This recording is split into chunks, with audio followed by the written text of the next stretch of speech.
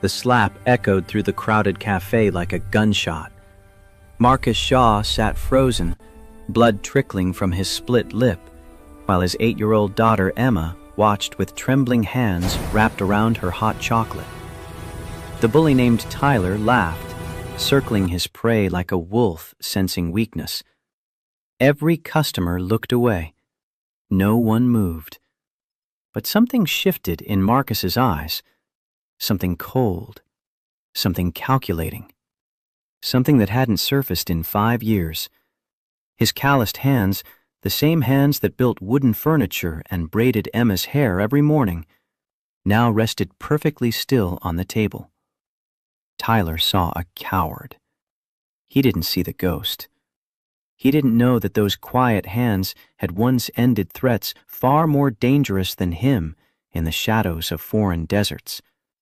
And he certainly didn't know that threatening Emma would be the worst mistake of his life. 3 hours earlier, dawn broke over Maplewood, Oregon, with the kind of golden light that made small towns feel like they existed outside of time. Marcus woke at 5:45, a habit carved into his bones by 15 years of military discipline that refused to fade even after 5 years of civilian life. The house was quiet, except for the old radiator's familiar clank and the soft whisper of wind through the oak tree Sarah had planted when they first bought this place. He sat on the edge of the bed for a moment, hand unconsciously reaching for the empty pillow beside him before pulling back. The photograph on the nightstand caught the early light. Sarah's smile, frozen in time, her green eyes bright with the kind of joy that made the world seem kinder than it was. He pressed his palm flat against the cool wood of the dresser Sarah had helped him choose at that estate sale in Portland, back when they were young and broke and convinced that love could build a life from salvaged pieces. The memory came whether he wanted it or not. Her laugh when they'd tried to fit the dresser through their apartment door, the way she'd kissed him when they finally succeeded, flour still dusting her cheek from the bread she'd been baking. He stood and walked to the window, watched the neighborhood slowly wake. Mr. Peterson across the street retrieving his newspaper, the Collins dog barking at a squirrel. Ordinary life flowing around him like water around a stone. Coffee first. Always coffee. He moved through the kitchen with practiced efficiency, measuring grounds by feel rather than sight, setting the machine to brew while he pulled eggs from the refrigerator. Emma would wake soon, and she liked pancakes on Saturdays, a tradition Sarah had started that Marcus kept alive with the kind of fierce devotion other men reserved for religion. The batter came together under his hands, familiar motions that let his mind drift to the stack of invoices on his desk, the Williams family's dining table waiting in his workshop with one leg still needing its final sanding, the mortgage payment due next Friday. $45,000 a year. That's what Shaw Woodworks brought in on a good year, before taxes and materials and the endless small catastrophes that came with running a business from a converted garage. Some months were flush, like when the Henderson family commissioned that china cabinet, or when the young couple from Portland paid premium for their custom bed frame. Other months, he ate ramen so Emma could have fresh fruit in her lunch. The arithmetic of single parenthood played out in his head every morning. Rent $1,200, utilities averaging $350, groceries $400 if he was careful, Emma's school supplies and clothes, and the 100 small needs that cropped up like weeds. He'd gotten good at stretching dollars, at fixing things himself, at saying no to Emma's wants while making sure her needs never went unmet. The smell of coffee pulled him back to the present. He poured a cup and carried it upstairs, paused outside Emma's door to gather himself into the father she needed him to be, patient, present, whole. He knocked softly and pushed the door open. She was already awake, sitting cross-legged on her bed with a book open in her lap, blonde hair falling across her face in a curtain that made his chest ache with how much she looked like Sarah. Time to face the world, princess. She looked up and smiled, that gap-toothed grin that could still stop his heart. 5 more minutes, Daddy? I'm at the good part where the dragon decides to be friends with the knight. Dragons and knights can wait 5 minutes, but pancakes can't. They get cold and sad. Emma giggled and marked her page, slid off the bed in her purple pajamas covered with stars. She padded over and wrapped her arms around his waist, pressing her face against his worn flannel shirt. He rested his hand on top of her head, felt the fragility of her skull beneath his palm, the weight of responsibility that never got lighter no matter how many years passed. This small human depended on him for everything: food, shelter, safety, love. The countless invisible things that shaped a childhood into either foundation or ruin. Downstairs, they moved through their Saturday morning routine with the comfortable rhythm of long practice. Emma climbed onto the stool at the kitchen counter while Marcus heated the griddle and poured the first golden circles of batter. She chattered about school, about her friend Molly, who had a new puppy, about the art project due next week, where she wanted to make a sculpture of a horse. He listened and responded and flipped pancakes, slid a plate across the counter with 4 perfectly golden discs arranged in a flower pattern the way she liked. They ate together in the kind of peaceful silence that came from knowing each other completely. Emma drowned her pancakes in syrup, got it on her chin, and Marcus handed her a napkin without comment. Through the window, he could see the workshop, the sliding door he needed to oil, the wood stacked under tarps against the coming rain. Saturday meant time in the shop, time to lose himself in the grain and texture of oak or walnut, to let his hands remember what it felt like to create instead of destroy. But first, Rosie's Cafe. Another tradition Sarah had started: Saturday morning hot chocolate for Emma, coffee for him, an hour of watching the town wake up from their favorite booth by the window. Emma had already changed into jeans and her favorite yellow sweater, was bouncing on her toes by the door with that 8-year-old energy that seemed infinite. The drive to downtown Maplewood took 7 minutes. Marcus knew because he'd timed it 100 times, cataloging escape routes and alternate paths the way he'd cataloged them in Kabul and Baghdad and a dozen other cities whose names he tried not to think about. The Wraith didn't sleep easily even when the soldier thought he'd retired. Main Street was already showing signs of life. Meg opening the bookstore, Carlos sweeping the sidewalk outside his barber shop, old Mrs. Patterson walking her terrier past the hardware store. Rosie's Cafe occupied a corner lot in a brick building that had been standing since before World War II. Its painted sign faded but cheerful, red and white checkered curtains in the windows promising warmth and comfort. Helen Brennan had run it for 30 years, ever since her husband David came back from Vietnam, and they'd bought it with his disability settlement and her inheritance from her parents. David died 10 years back from complications nobody could quite explain, but everyone knew traced back to Agent Orange. Helen kept the place running the way David would have wanted: good coffee, honest food, a place where people could sit and feel like they belonged. The bell above the door chimed as Marcus held it open for Emma.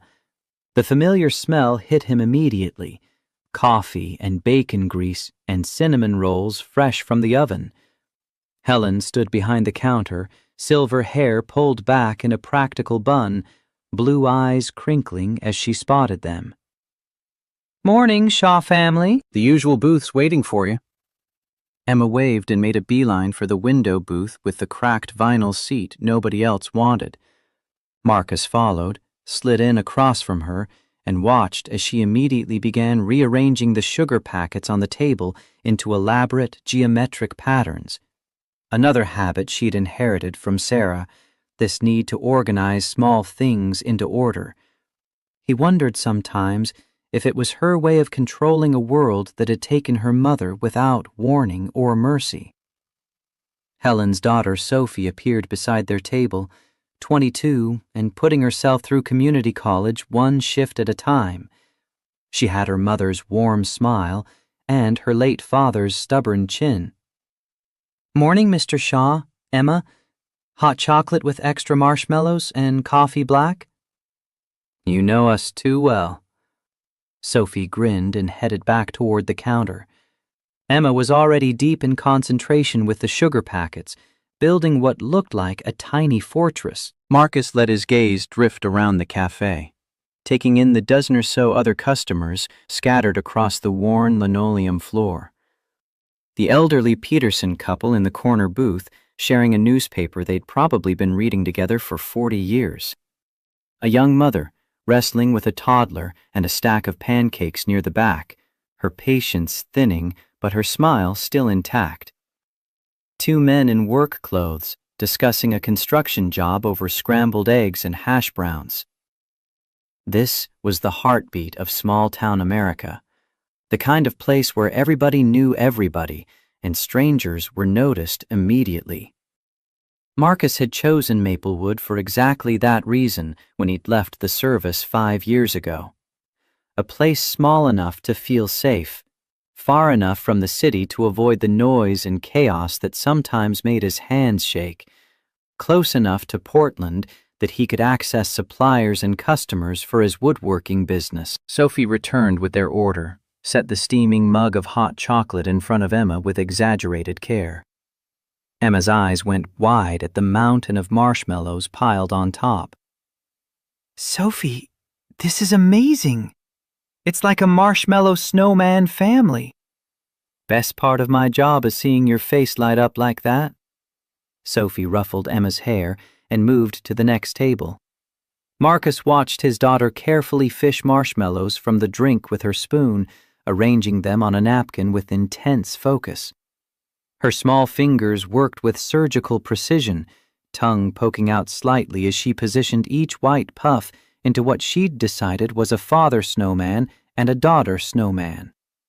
The morning light caught the gold in her hair, and he felt that familiar ache in his chest, the one that came from loving something so completely it terrified him. At 45 years old, Marcus looked like exactly what he appeared to be, a working man with calloused hands and tired eyes. His flannel shirt was faded but clean, his jeans worn soft from years of sawdust and sweat. The scars on his hands, he told people, came from woodworking accidents, and that was true enough for the recent ones. The older scars, the ones running along his knuckles and up his forearms, those had different stories he never told. The gray streaking through his dark hair had appeared almost overnight 5 years ago, right around the time his world collapsed. Friends said it made him look distinguished. Marcus thought it made him look exactly as old as he felt. "Daddy, look." Anna held up her cup triumphantly. "The daddy snowman is the biggest because he has to protect the baby snowman from the hot chocolate ocean." Something cracked in his chest, the way it always did when Emma said things like that, without knowing how deeply they cut. He reached across the table and tucked a strand of blonde hair behind her ear, his rough fingers impossibly gentle against her soft cheek. "That's a very smart daddy snowman. He's lucky to have such a good artist making sure he's strong enough for the job." The bell above the cafe door jingled, and Marcus's eyes flicked automatically toward the entrance. Old habits from another life, ones he couldn't seem to shake no matter how many years of peace piled up behind him. 3 men walked in, their voices too loud for the sleepy Saturday morning atmosphere. The one in front was young, maybe late 20s, with a kind of swagger that came from never facing real consequences. He wore expensive sneakers that had never seen honest work, and a gold chain that caught the light when he moved. His face had that soft, entitled look of someone who'd always gotten what he wanted, one way or another. His 2 companions flanked him like satellites, smaller, quieter, eyes darting around the room with the nervous energy of followers who weren't quite sure they wanted to be following anymore, but didn't know how to stop. Marcus turned back to his daughter, but something in his peripheral vision kept tracking the three men as they approached the counter. A threat assessment running on autopilot. 3 potential hostiles. Alpha male displaying dominance behavior. Followers showing signs of intoxication and nervousness. No visible weapons, but body language suggesting volatility. He forced himself to breathe slowly. This wasn't Fallujah. This was a cafe in Oregon on a Saturday morning, and those were just 3 guys getting coffee, not insurgents planning an ambush. Emma was telling him something about school, about her friend who had a new puppy, and he made himself focus on her words instead of the tightening in his shoulders. Maggie, the young waitress who always snuck Emma extra whipped cream, stood behind the register with her customer service smile firmly in place. Sophie. Her name was Sophie, not Maggie. He corrected himself, annoyed at the slip. 5 years, and sometimes the adrenaline still made him stupid. The man in front leaned against the counter with practiced casualness. "Hey, sweetheart, how about you give me your number along with that coffee?" His voice carried across the small cafe, designed to be heard, designed to establish territory. Sophie's smile flickered but held. "Just the coffee today, sir. What size would you like?" The man laughed, and it wasn't a pleasant sound. "Playing hard to get. I like that." He reached across the counter and touched her arm, fingers lingering on her skin. Sophie stepped back, her face going pale. "Sir, please don't touch me." Marcus's hand stopped moving mid-reach for his coffee cup. Emma was still arranging marshmallows, oblivious, safe in her child's world where adults were supposed to handle problems and keep danger away. He knew he should stay seated. Getting involved in other people's problems was a good way to create problems of his own. He had Emma to think about, responsibilities, a life carefully constructed to be quiet and safe and normal. But some lessons were more important than safety. He stood slowly, the motion drawing the attention of half the cafe. He wasn't particularly tall, maybe 6 feet in his work boots, but there was something about the way he moved that made him seem larger than his physical space. He walked toward the counter with the unhurried pace of a man who'd learned that speed wasn't nearly as important as intention. "Excuse me." His voice was soft, almost gentle. The lady said no. The man turned, irritation flashing across his features before settling into amusement. "Mind your own business, old man. This is between me and the pretty girl." Marcus positioned himself between Sophie and the 3 men, his back to the counter. "She asked you not to touch her. That makes it my business. That makes it everyone's business." He could feel the weight of every eye in the room, could feel Emma's gaze burning into his back from their booth by the window. "I think maybe you boys should get your coffee somewhere else today." The man's amusement curdled into something uglier. He stepped closer, close enough that Marcus could smell the stale alcohol on his breath, the remnants of whatever party had carried him through the night. "You think you can tell me what to do? You know who I am? My uncle's the sheriff of this whole county. I know what you are." Marcus kept his voice level. "And I'm asking you nicely to leave." The hand came up fast, faster than Marcus had expected from someone who moved like he'd never had to fight for anything in his life. The slap connected with Marcus's cheek, snapping his head to the side. He tasted blood where his lips split against his teeth. The cafe erupted in gasps and the scraping of chairs as people moved away from the violence. "Daddy!" Emma's voice cut through the noise, and the sound nearly broke his careful control. He turned his head slowly, back to face the man who had just struck him.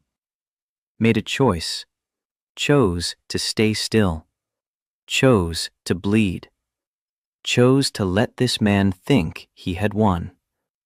Because Emma was watching, and she needed to learn that strength wasn't about hurting people, that a real man knew when to stay his hand even when his hands knew 1,000 ways to end this threat.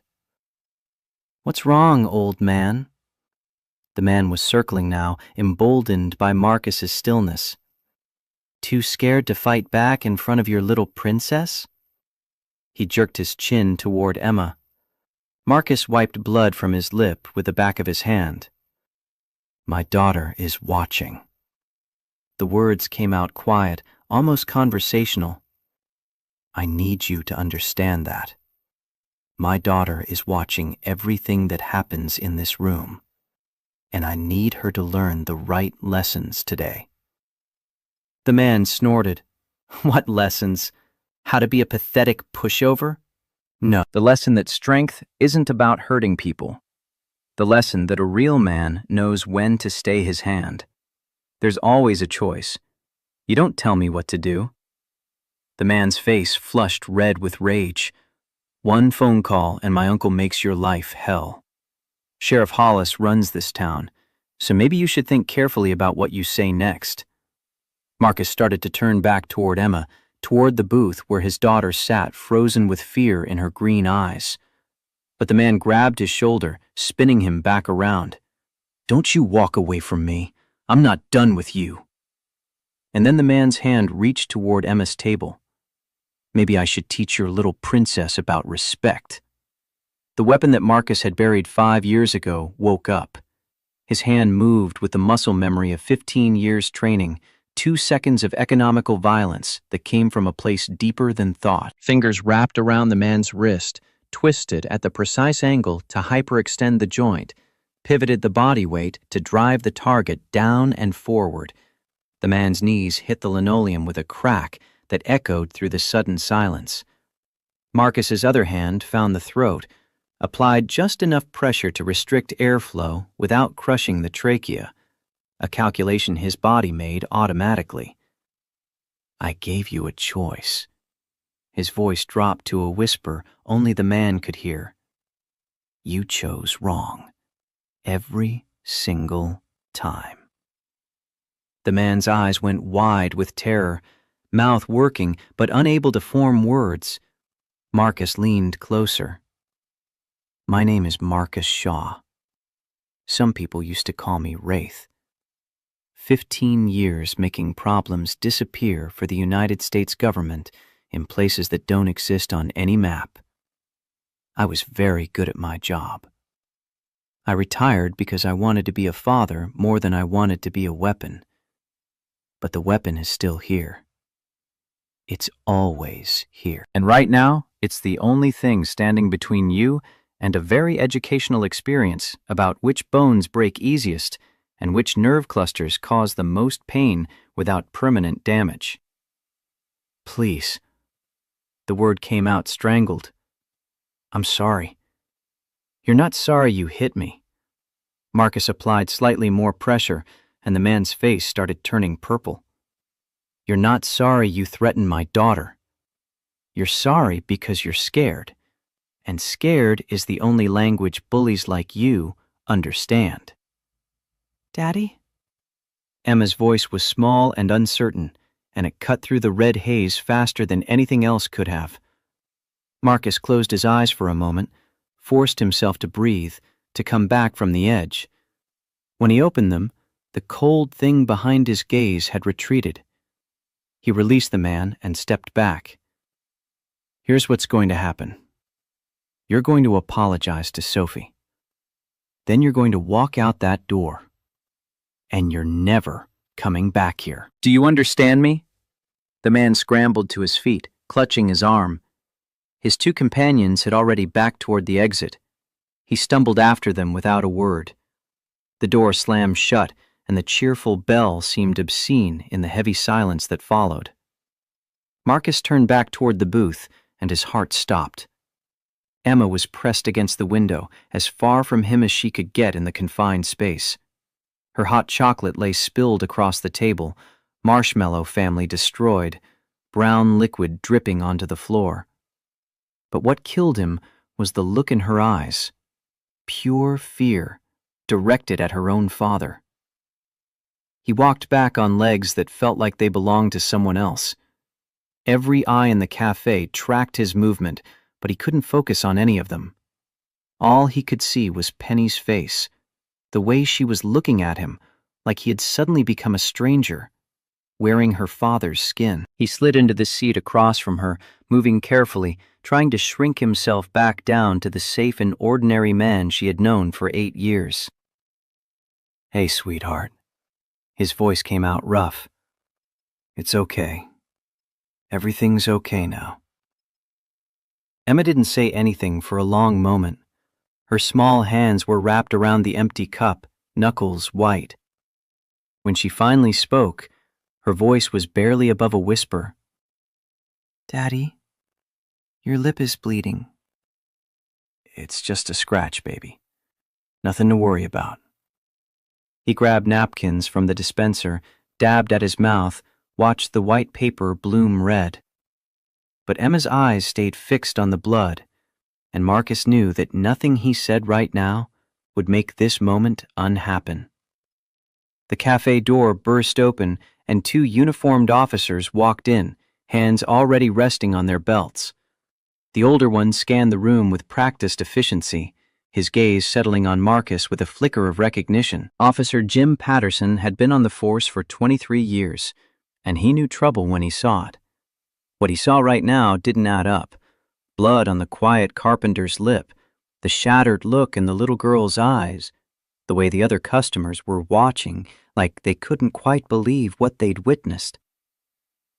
"Mr. Shaw." Patterson's voice was carefully neutral. "We got a call about a disturbance. You want to tell me what happened here?" Marcus stood slowly, keeping his hands visible. "Officer Patterson, there was a situation. 3 men came in. One of them was harassing Sophie behind the counter. I asked them to leave. One took exception and struck me." He touched his split lip. "I may have discouraged him from continuing."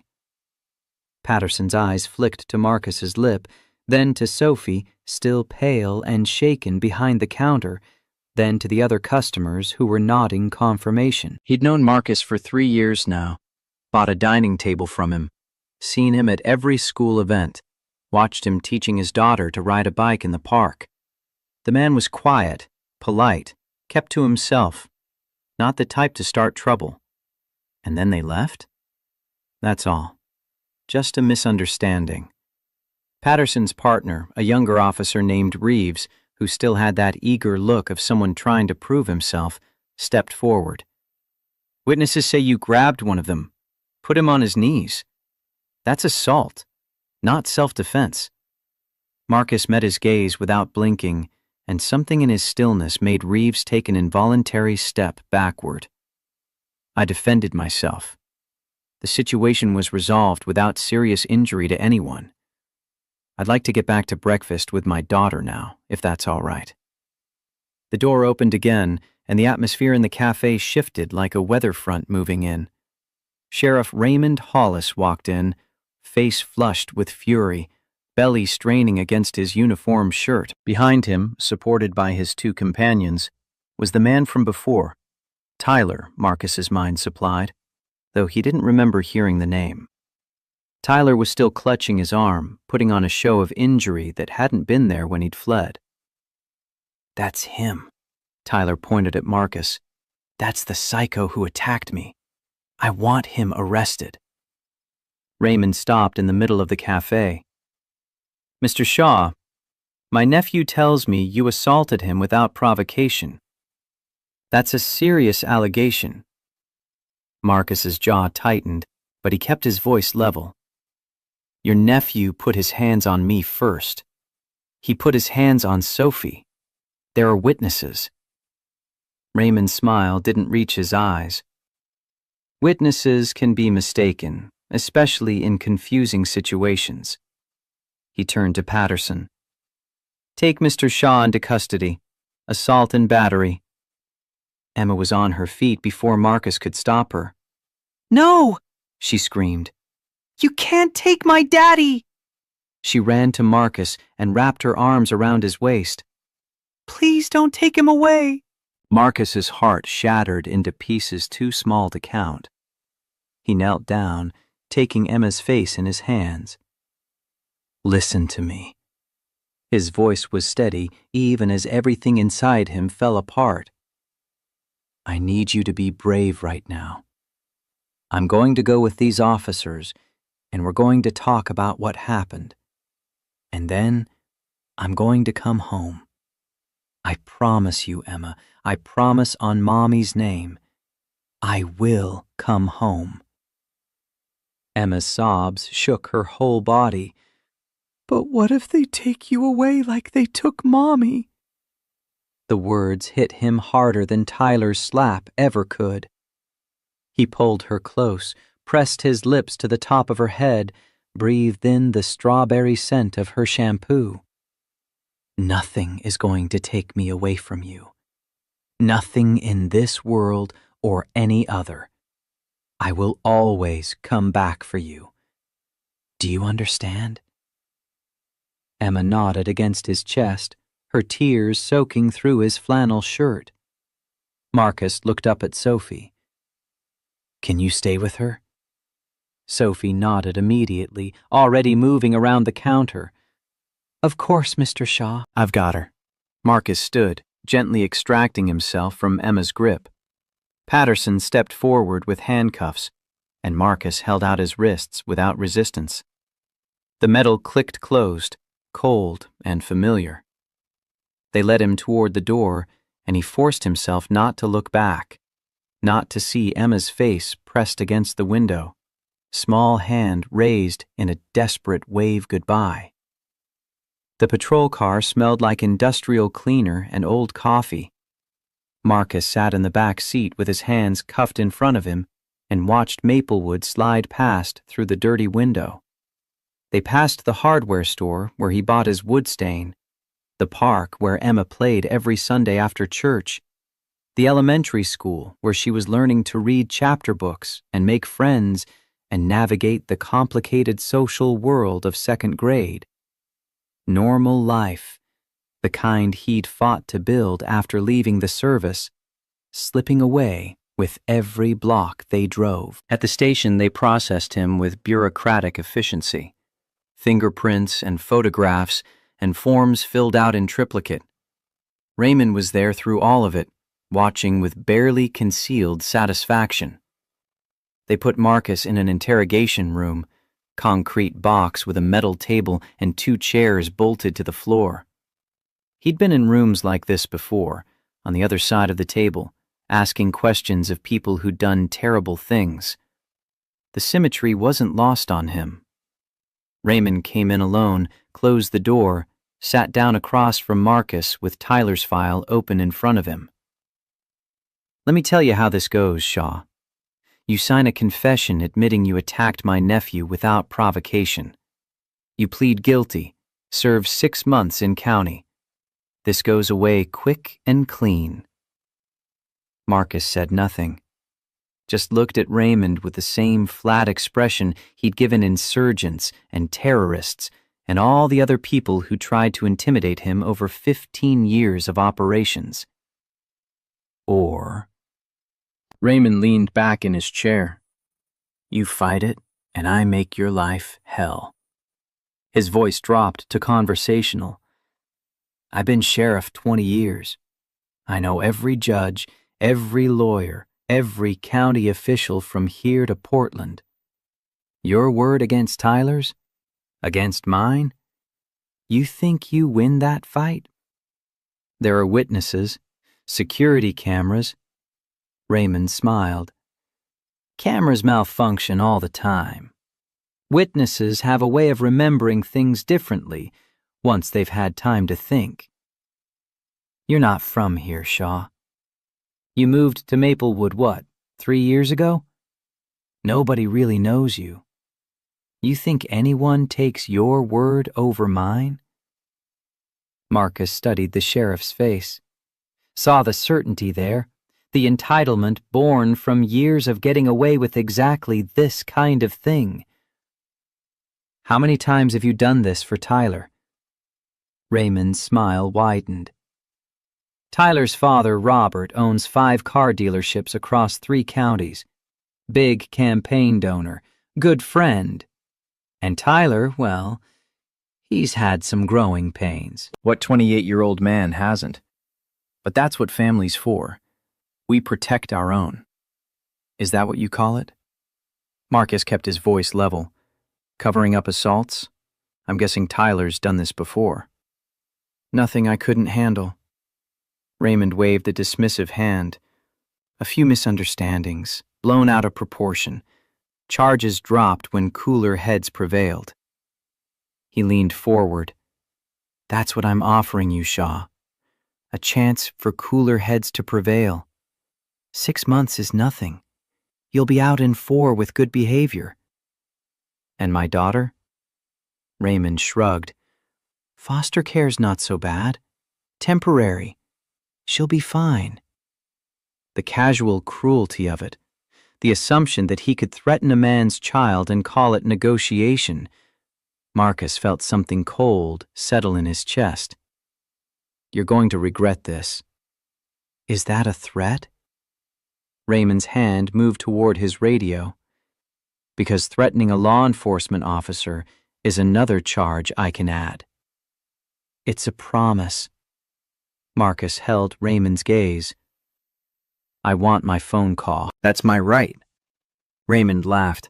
Call whoever you want, Shaw. Nobody's coming to save you. He slid a phone across the table. Marcus dialed a number from memory, one connecting to a world he'd sworn to leave behind. The phone rang 3 times before a familiar voice answered. Wraith. Colonel Thomas Brooks sounded unsurprised. I was wondering when you'd call. Colonel, I need advice, not rescue. Oregon, right? Maplewood? I'll be there in 3 hours. Don't say anything until I arrive. The line went dead. Marcus pushed the phone back across the table and settled in to wait. Raymond's smug expression faltered slightly, but he recovered quickly, stood up, headed for the door. We'll see how tough you are after a night in holding. But before Raymond could reach the door, it opened from the outside. An officer stuck his head in. Sheriff, there's a Victoria Morrison here, with an attorney. Says she's representing Shaw. Raymond's face went blank with confusion. Who? The door opened wider, and a woman walked in wearing a charcoal business suit that probably cost more than Marcus made in a month. She was tall, maybe 5'8", with dark brown hair pulled back in a severe bun and blue eyes cold enough to freeze water. Behind her came an older woman in a more modest suit, carrying a leather briefcase. Sheriff Hollis. The tall woman's voice could have cut glass. I'm Victoria Morrison, CEO of Morrison Industries. This is Linda Hayes, Mr. Shaw's attorney. She'll be representing him from this point forward. Now wait just a minute, Raymond sputtered. This is highly irregular. Linda Hayes, 52, and tough as nails under her grandmother exterior, set her briefcase on the table with a decisive thunk. What's irregular, Sheriff, is arresting a man who acted in lawful defense of himself and others. We have 12 witnesses and security footage that will support Mr. Shaw's account. She pulled a thick folder from the briefcase. I've already filed a motion to dismiss and contacted state police regarding your conduct in this matter. Marcus looked at the tall woman, Victoria Morrison. She was watching him with an expression he couldn't quite read. Their eyes met and held for 3 seconds, and something passed between them that Marcus didn't have words for. Ms. Morrison. His voice came out rougher than intended. You don't have to do this. Her expression softened fractionally. I know what I saw, Mr. Shaw, and I don't make promises I can't keep. What promise? To your daughter. She stood beside her in the cafe, held her hand while you were being arrested. Told her I'd make sure you came home. Marcus's throat closed up. He managed a nod. Linda Hayes was already laying out documents for Raymond to review, her voice crisp and professional as she detailed exactly how badly he'd miscalculated. Victoria Morrison stayed where she was, arms crossed, watching Marcus with an intensity that made him want to look away, except he couldn't seem to make himself do it. The interrogation room door opened again, and Patterson stuck his head in. "Sheriff, you need to see this." His face was pale. Raymond followed him out. Through the open door, Marcus could hear raised voices, someone saying something about security footage and state police already en route. Linda Hayes smiled grimly and started packing up her briefcase. "They'll release you within the hour, Mr. Shaw.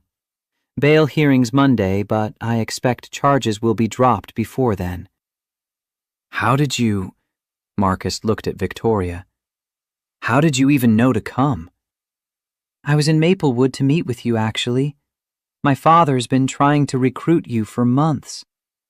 She pulled a business card from her jacket pocket and set it on the table. "I watched what happened in the cafe from start to finish. When they arrested you, I made some calls." What kind of calls? Marcus picked up the business card.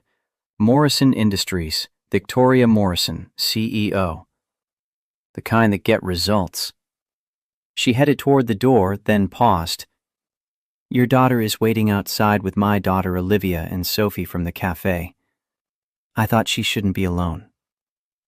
Something in Marcus's chest that had been clenched tight since the handcuffs closed began to loosen. "Thank you." "Don't thank me yet." Victoria's expression was unreadable. "We still need to get through the arraignment. But Linda's the best, and the evidence is overwhelming. You'll be fine." She left, and Marcus sat in the interrogation room, wondering what had just happened, and why a CEO from Portland would drop everything to help a carpenter she'd never met.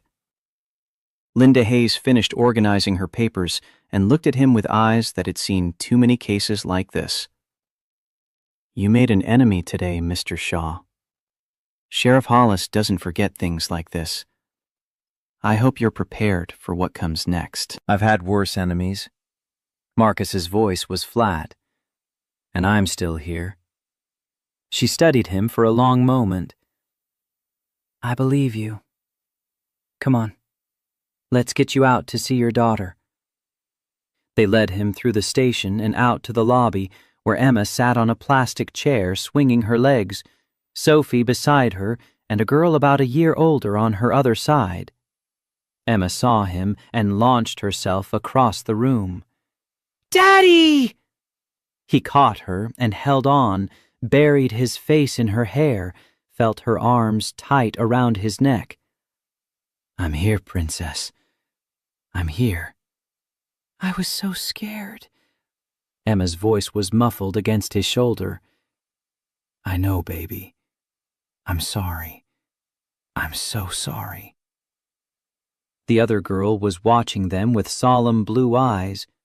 She had dark brown hair and her mother's sharp features softened by youth. Victoria stood beside her, one hand on the girl's shoulder. "That's Olivia, my daughter. She's been keeping Emma company."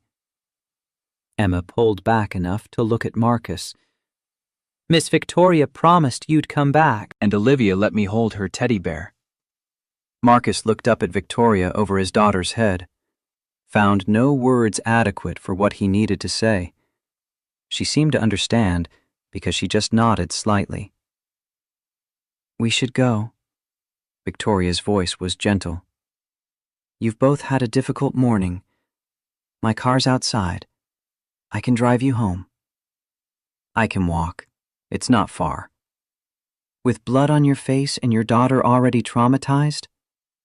Victoria raised one elegant eyebrow. "Get in the car, Mr. Shaw." So he did.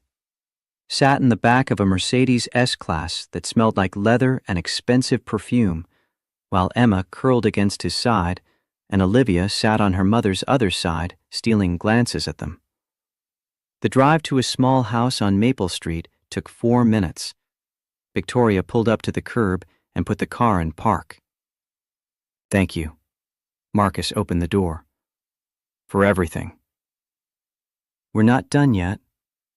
Victoria handed him another business card, this one with her personal cell number written on the back. "Call me tomorrow. We need to talk about what happens next, and about my father's job offer. I'm not really in a position to think about business right now.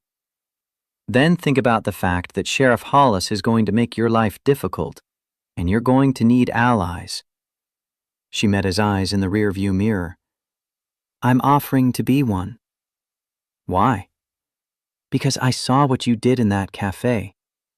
You let a man hit you rather than hurt him in front of your daughter. That's not weakness, Mr. Shaw.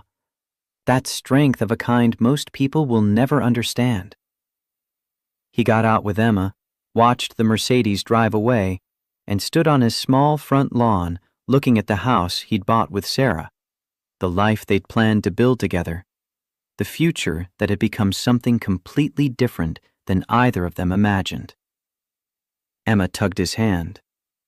"Can we go inside, Daddy? I'm tired." "Yeah, Princess. Let's go inside." They walked up the cracked concrete path, and Marcus unlocked the door and stepped into the familiar quiet of home. Emma went straight to the couch and curled up in the corner, pulling the afghan Sarah had crocheted over herself. Marcus sat beside her, and she immediately burrowed against his side. "Daddy?" Her voice was small. "Are you really Wraith?" He closed his eyes. "I used to be. A long time ago. Before you were born." "What does it mean?" "It means I was a soldier who did very difficult, dangerous things. Things that kept people safe, but also things that required me to hurt people sometimes. Bad people mostly. People who wanted to hurt others. But still." He struggled to find words that would make sense to an 8-year-old. "I left that life when Mommy died, because being your daddy became more important than being Wraith." "Is that why you knew how to stop the mean man?" "Yes, baby. The training stays with you even when you don't want it to." Emma was quiet for a long moment. "Will you teach me to be strong like you?" The question carved something out of his chest. "I'll teach you to be smart and safe and brave. But strength isn't about hurting people, Emma. Real strength is choosing not to fight, even when you could win." "But you did fight." "Eventually.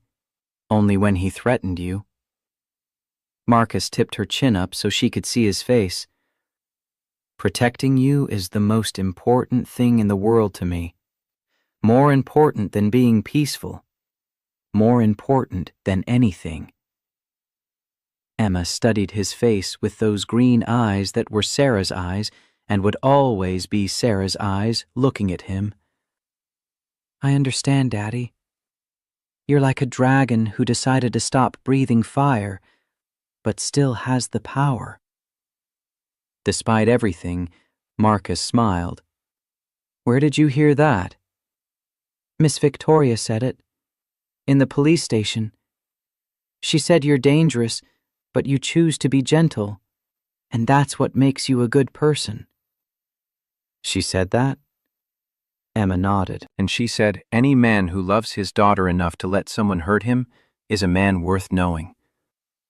Marcus thought about Victoria Morrison with her expensive suit and cold blue eyes that had warmed when she talked to Emma. Thought about the way she'd walked into that police station like she owned it and demanded his release. Thought about the business card in his pocket and the job offer he hadn't asked for, and the strange feeling that his carefully controlled life had just tilted sideways in a direction he couldn't predict. Tomorrow would bring lawyers and arraignments and whatever revenge Raymond Hollis decided to exact. But tonight, he had Emma safe against his side and a house that was still theirs, and enough strength left to face whatever came next. You should rest, Princess. It's been a long day. Will you stay with me? Always. He carried her upstairs to her room, tucked her into bed with the stuffed rabbit Sarah had bought when Emma was born, sat in the chair beside her bed, and watched her fall asleep. The afternoon light slanted through the window, painting everything gold, and Marcus thought about the rocking horse in his workshop that he'd started carving 5 years ago and never finished, about the life he'd built from the wreckage of losing Sarah, about the weapon he'd buried that had woken up so easily, so completely, at the first real threat. His phone buzzed, a text from an unknown number. "This is Victoria Morrison, checking that you and Emma are okay. Linda will call tomorrow with next steps.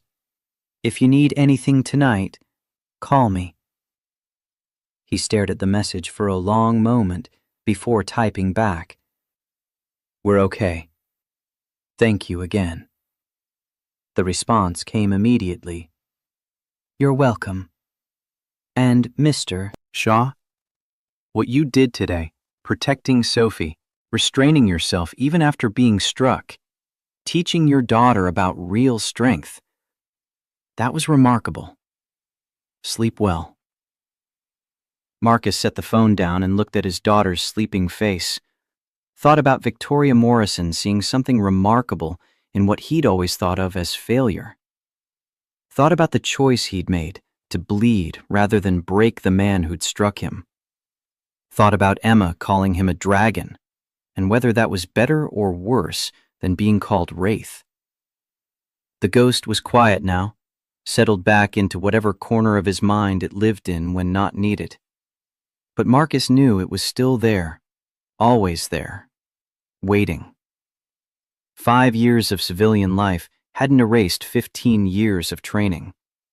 He could build furniture and braid hair and make pancakes shaped like hearts. But underneath all of that was still the operator, the soldier, the weapon. The question was whether he could be both, whether Marcus the father and Wraith the warrior could exist in the same skin without destroying each other. Sarah had believed they could, had loved him knowing both parts, seeing both truths, accepting the whole complicated mess of who he was. Maybe Victoria Morrison saw the same thing. Maybe that's why she'd helped. Or maybe she just saw a man who needed an ally and decided to be one. Either way, tomorrow would come with its own challenges, and Marcus would face them the way he'd faced everything since Sarah died. One moment at a time, one choice at a time, keeping Emma safe above all else.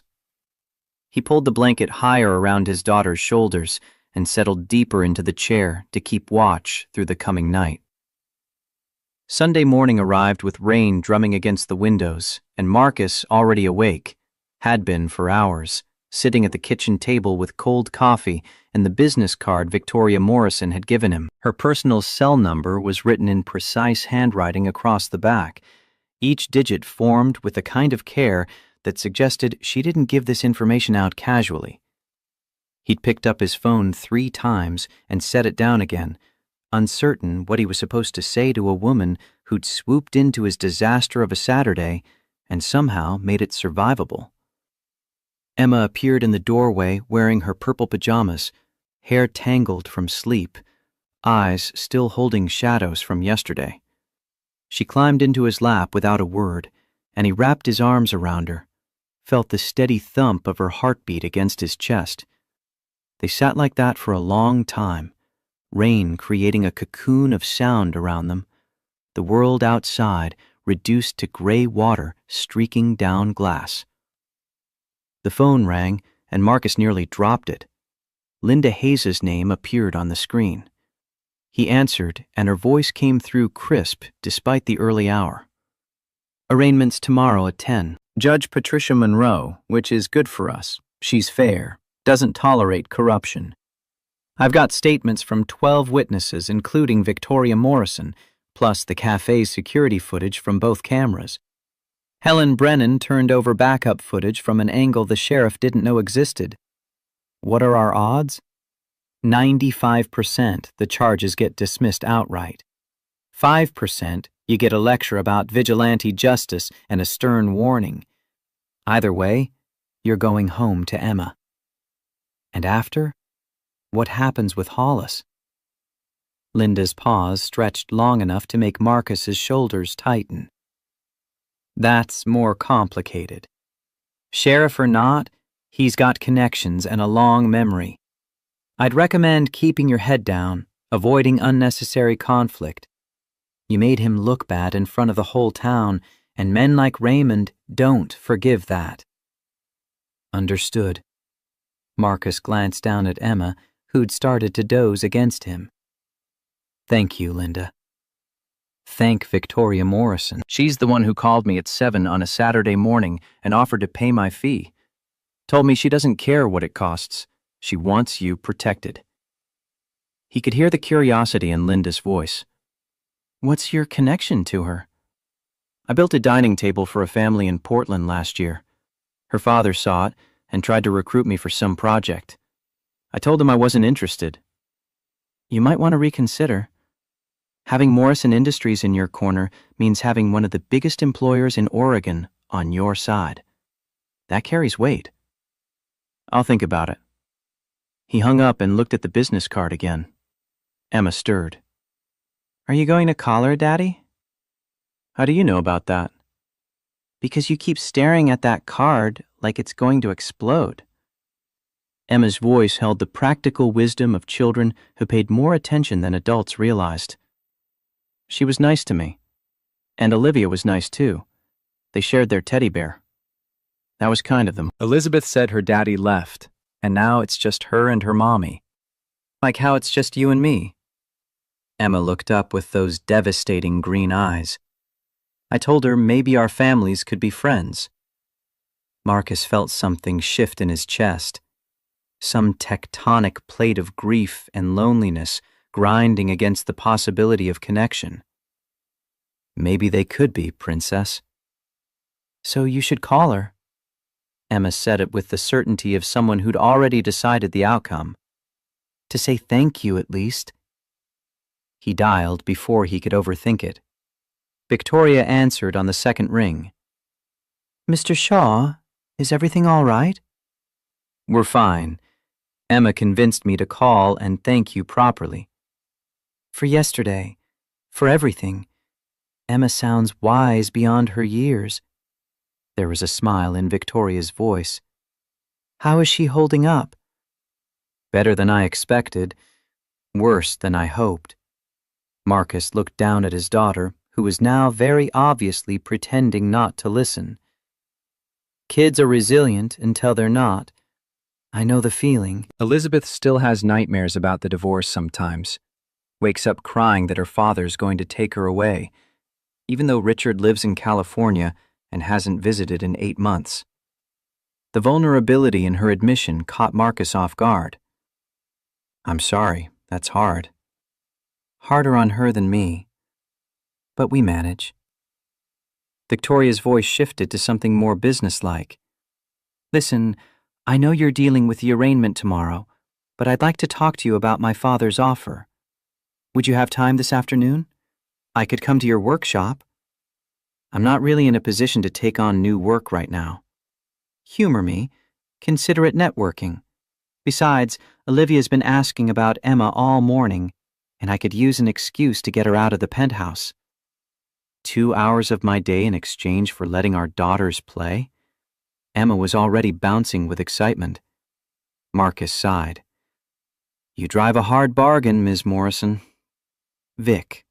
Call me Vic. And yes, I do. It's why I run a successful company. How does 2 o'clock work? Fine. The workshop is behind my house. You can't miss it. Perfect. See you then. She hung up and Marcus looked at Emma's grin. What? Nothing, Daddy. You just look less worried than before. The workshop needed cleaning. Marcus spent the next 3 hours sweeping sawdust, organizing tools, trying to make his converted garage look less like controlled chaos and more like professional workspace.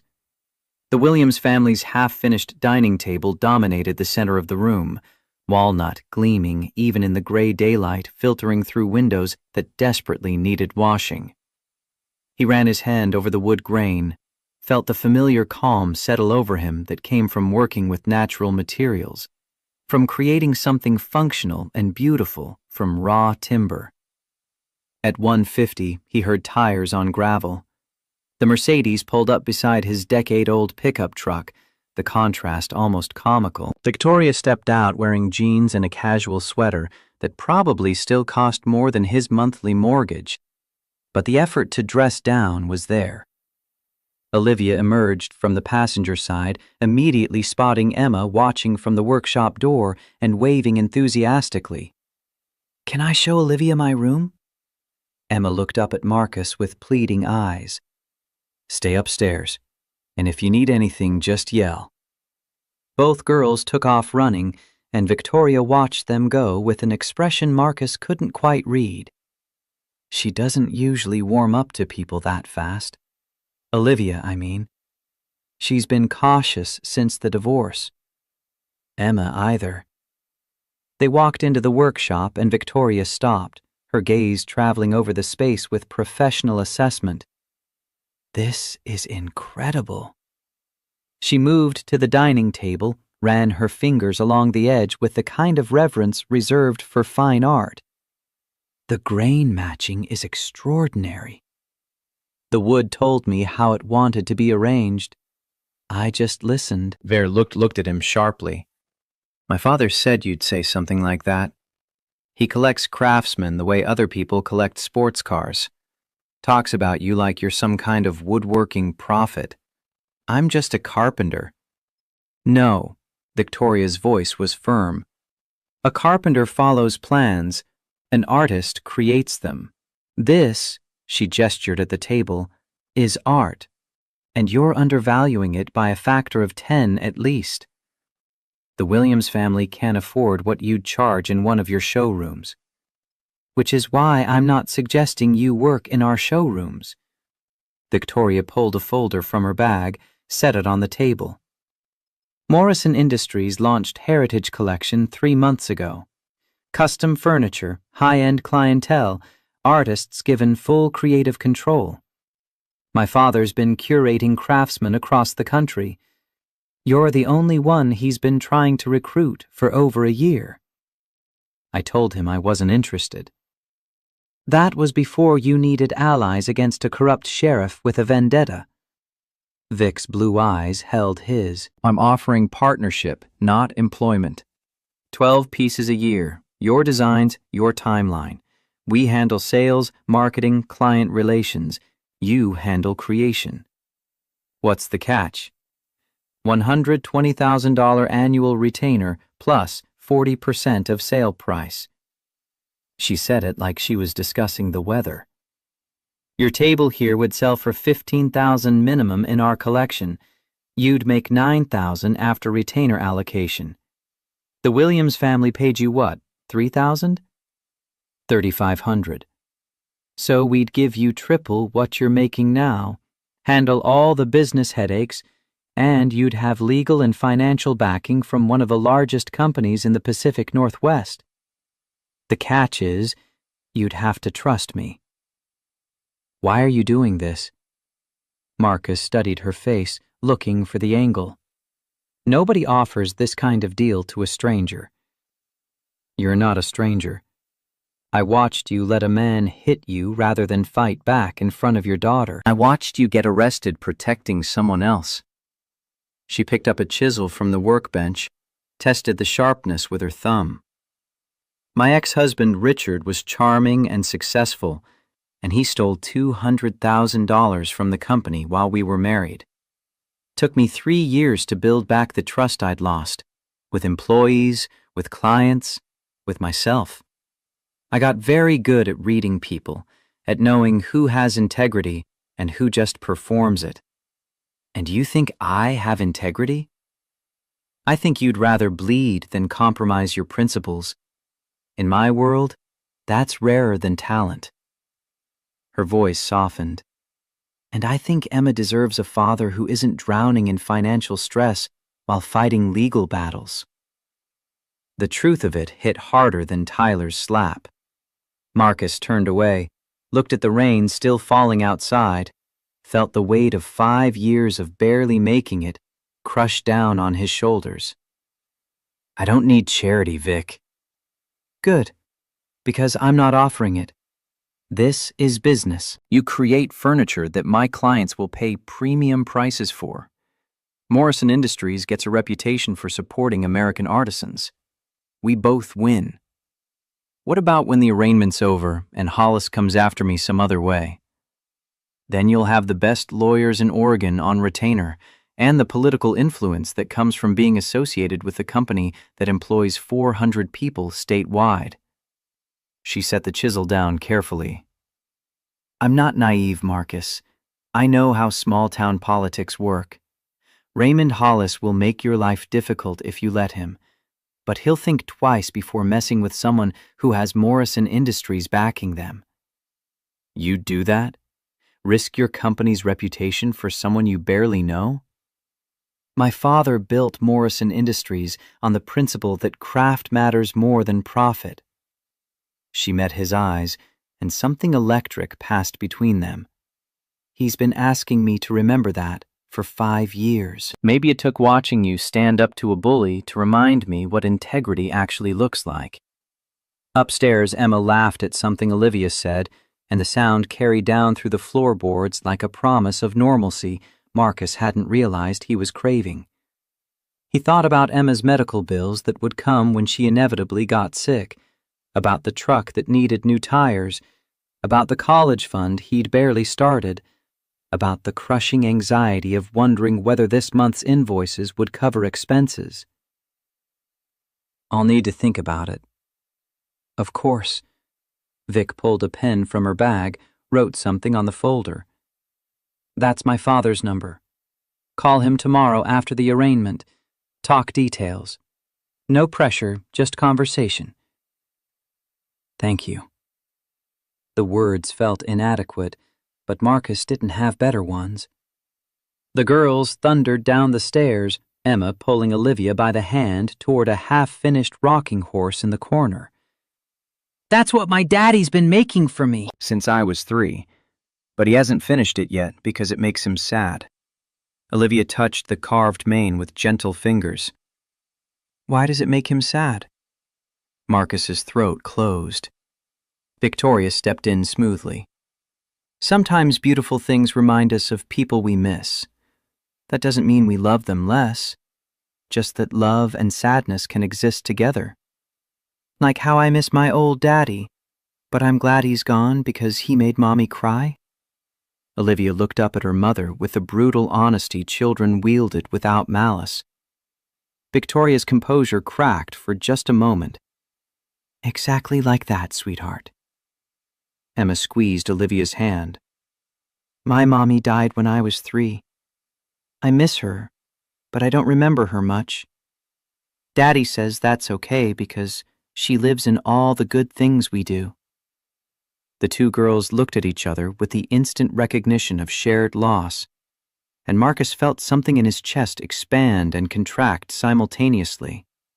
Victoria's eyes were bright with unshed tears.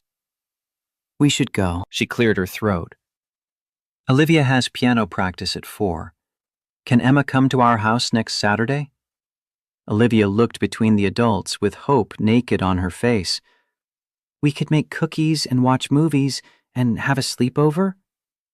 Victoria glanced at Marcus. If it's all right with Emma's father. Emma was already bouncing. Please, Daddy, please, please, please. We'll see. Let me get through tomorrow first. They walked the Morrisons to the car, rain still falling in steady sheets. Olivia climbed into the passenger seat, but Victoria paused with her hand on the driver's door. Tomorrow at the courthouse. I'll be there.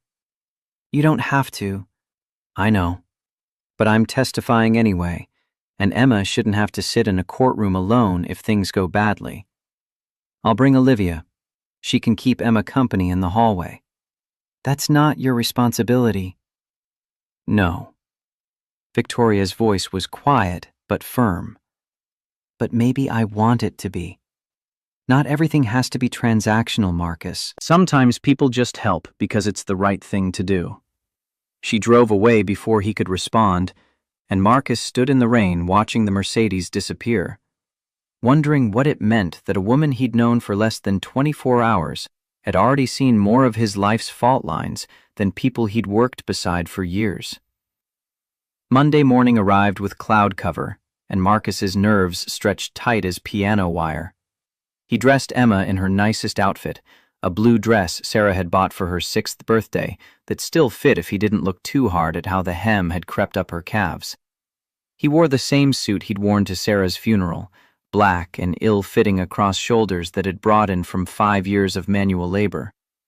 The Maplewood County Courthouse occupied a brick building downtown that had been standing since the 30s, its steps worn smooth by decades of people seeking justice, or mercy, or something in between. Linda Hayes met them in the lobby, professional in gray wool, carrying a briefcase that radiated competence. She knelt to Emma's level. "Hi, Emma, I'm Linda.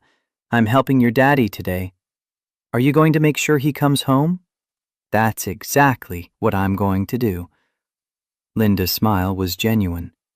"And I'm very good at my job." Victoria appeared with Olivia, both dressed more casually than Marcus expected. She saw his expression. Figured the courtroom didn't need the CEO intimidation factor, just a concerned citizen who witnessed an assault. "Thank you." Marcus meant it for more than just the clothes. The courtroom was smaller than expected, wood-paneled and solemn, with Judge Patricia Monroe presiding from a bench worn smooth by 60 years of cases. She was 58 with iron-gray hair and the kind of face that had seen everything and been impressed by very little. Raymond Hollis sat at the prosecution table looking smug, Tyler beside him with his arm in an unnecessary sling. Linda guided Marcus to the defense table, and the proceedings began with bureaucratic efficiency. The prosecutor, a young man named Davidson who looked fresh out of law school, presented the state's case. Mr. Shaw has a documented history of violence stemming from his military service. He attacked Tyler Hollis without provocation, causing injury requiring medical attention. Linda stood. "Your Honor, I'd like to enter into evidence security footage from Rosie's Cafe showing the complete interaction between my client and Mr. Hollis." She handed a USB drive to the bailiff. The courtroom watched in silence as the footage played on a monitor. Tyler harassing Sophie, Marcus intervening. Tyler's slap, Marcus's restraint. Tyler threatening Emma. The 2 seconds of controlled violence that ended with Tyler on his knees. Judge Monroe's expression darkened. She looked at Davidson. "Your client struck Mr. Shaw first?" The prosecutor shifted uncomfortably. Mr. Shaw's response was disproportionate to the threat. Mr. Shaw's 8-year-old daughter had just been verbally threatened. Linda's voice cut like a blade. Any parent would have responded defensively. The fact that Mr. Shaw has specialized training doesn't negate his right to protect his child. "I'd like to call Victoria Morrison to the stand." Judge Monroe gestured to the witness box. Victoria took the oath with the same confidence she'd shown everywhere else. She recounted the events with precise detail, her CEO skills on full display. When asked about Marcus's actions, she didn't hesitate. Mr. Shaw showed remarkable restraint. Most men would have retaliated the moment they were struck. He chose not to until his daughter was directly threatened. That's not aggression, Your Honor. That's protective instinct combined with admirable self-control. And you have no personal relationship with the defendant? I met him for the first time on Saturday morning, but character doesn't require long acquaintance to recognize. She looked directly at Marcus. In my professional life, I work with hundreds of people. I've learned to identify integrity quickly. Mr. Shaw has it. Judge Monroe reviewed documents Linda submitted, 12 witness statements, all corroborating Marcus's account. She looked at Tyler. Mr. Hollis, Is your arm actually injured? Tyler fumbled. The joint was hyperextended. Medical records show you declined X-rays at the emergency room and left after 15 minutes. The judge's voice could have frosted glass. This court doesn't appreciate manufactured injuries designed to inflate charges. Raymond stood. Your Honor, my nephew, Sheriff Hollis, sit down. Judge Monroe's gaze could have cut steel. I'm forwarding this matter to State Police for review of your department's handling. Arresting a man with 12 witnesses contradicting the charges suggests either incompetence or corruption. Neither is acceptable. She looked at Marcus. Mr. Shaw, you used military training against a civilian. That concerns me. Linda stood again. Mr. Shaw used minimum necessary force to neutralize a threat to his child. No bones were broken, no permanent damage done. He could have caused significantly more harm and chose not to, which is why this case is dismissed. Judge Monroe's gavel came down hard. Mr. Shaw, you're free to go. Sheriff Hollis, you'll be hearing from State Police within the week. We're adjourned. The relief hit Marcus like a wave. Emma was already running from where she'd been sitting with Olivia, launched herself into his arms with enough force to knock him back a step. You're free. You can come home. I told you I would, Princess. He buried his face in her hair, felt Linda's hand briefly on his shoulder. Well done. She collected her files. I'll send my final invoice to Morrison Industries as arranged. Wait. Marcus looked at Victoria, who was gathering Olivia's things. You paid her fee? Someone had to. Vic's expression was unreadable. Consider it an advance on your first Heritage Collection commission. I haven't agreed to that yet. Then consider it a gift. She handed Olivia her jacket. Either way, you needed representation, and you got it. Raymond stormed past them without a word, but the fury radiating off him promised this wasn't over. Linda watched him go. Be careful, Marcus. Men like that don't forgive public humiliation. I'll keep my head down. Do more than that. Find allies. Build networks. Make yourself too visible to quietly destroy. Outside the courthouse, the rain had stopped, leaving everything washed clean and smelling of wet pavement. Victoria paused before getting in her car. Saturday. Olivia hasn't stopped talking about having Emma over. Emma looked up at Marcus with such hope, he couldn't have said no if he wanted to. Okay. What time? I'll pick her up at 10. We'll do cookies and movies, and Olivia can show off her room. She met Marcus's eyes, and something passed between them, some wordless understanding. And maybe you and I could have coffee while the girls play, talk about that partnership. Maybe we could. Vic smiled, and it transformed her face from beautiful to devastating. Good. I'll text you the address. They drove home in Marcus's rattling truck, and Emma talked non-stop about Olivia and the sleepover and whether they'd make chocolate chip or snickerdoodle cookies. Marcus let her words wash over him, half his attention on the road and half on the business card still in his wallet and the woman who'd walked into his chaos and somehow made it manageable. That night, after Emma was asleep, he sat in his workshop with the folder Victoria had given him. The Heritage Collection contract was comprehensive. 12 custom pieces annually, full creative control, Morrison Industries handling all client relations and sales, legal protection included in the partnership agreement. The money was more than he'd made in the best year Shaw Woodworks had ever seen. His phone rang. Colonel Brooks, the number he'd called from the police station appearing on screen. He answered. Colonel. Wraith. Brooks sounded amused. Heard you had some excitement this weekend. Small-town trouble. Nothing I couldn't handle. With help from a CEO who happens to be the daughter of James Morrison. Brooks had clearly done his research. Morrison's good people. Built his company on old-school principles. Quality over quantity. Artisans over assembly lines. If his daughter's anything like him, you could do worse for an ally. She offered me a partnership. 6 figures, creative freedom, legal backing. Take it. The colonel's voice left no room for argument. You're trying to build a life for Emma in a town where the sheriff wants you gone. Having Morrison Industries in your corner gives you leverage, protection.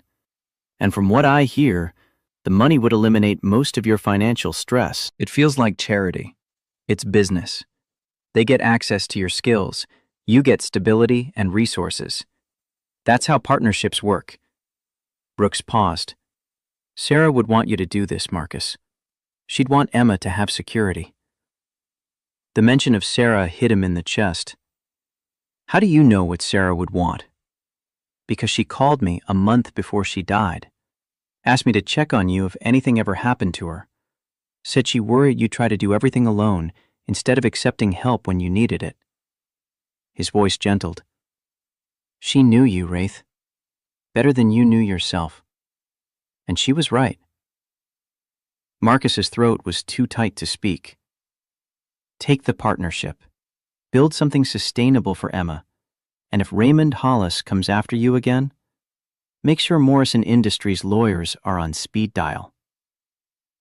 Brooks hung up before Marcus could respond. He sat in the workshop holding the phone and thinking about Sarah, about the conversation she'd had with Brooks that he'd never known about how she'd tried to take care of him even from beyond death. The rocking horse sat in the corner, unfinished and accusing.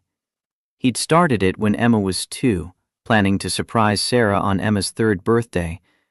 But Sarah had died 2 weeks before the party, and Marcus had put down his tools and never picked them up again for that particular project. 5 years of that horse sitting there, a monument to grief he couldn't complete and couldn't discard. He walked over to it now, ran his hand along the carved mane. The wood was cherry, warm and reddish, grain flowing like water. He'd chosen it because Sarah loved cherry trees, had insisted they plant one in the backyard when they bought the house. That tree was 20 feet tall now, blooming every spring with flowers Sarah would never see. Maybe it was time to finish some things. Tuesday morning, Marcus called James Morrison. The older man answered on the first ring, voice warm and enthusiastic. Marcus! Victoria said you might call. Tell me you're accepting the partnership. I want to understand the details first. Smart man. They spent an hour going through terms, expectations, client demographics. James talked about his philosophy, furniture as heirlooms, pieces made to last generations, craftsmen who understood that their work would outlive them. It was everything Marcus believed but had never articulated. When do I start? Yesterday if possible, but I'll settle for next week. James laughed. I've got a client in Seattle looking for a dining set. Old money, willing to pay for quality. If you're interested, I'll set up a consultation call. I'm interested. Perfect. Welcome to Heritage Collection, Marcus. You're going to do beautiful work. He hung up and looked around his converted garage with new eyes. This workshop had been enough when he was barely surviving, taking whatever commissions came his way. But if he was going to create 12 pieces a year for Morrison Industries' high-end clients, he needed better equipment, more space, professional setup. The money from the retainer would cover it. For the first time in 5 years, Marcus let himself imagine expansion instead of just survival. Wednesday brought a call from Officer Daniel Price asking to meet for coffee. They sat in a booth at Rosie's, different from the window seat, that one still felt contaminated, and Price looked uncomfortable in his civilian clothes. "I wanted to give you a heads up. Raymond's planning something." "What kind of something?" "Don't know specifics, but he's been making calls, meeting with Robert Garrett, Tyler's father. They're not happy about the dismissal." "Can't say I'm surprised." Price leaned forward. "I've been documenting Raymond's conduct for 3 years. Covered up assaults, payoffs, evidence tampering. But I'm just one officer, and he's got the whole department loyal to him through fear or bribery. The state police investigation might actually change things if they find what I think they'll find. How can I help?" "Stay visible.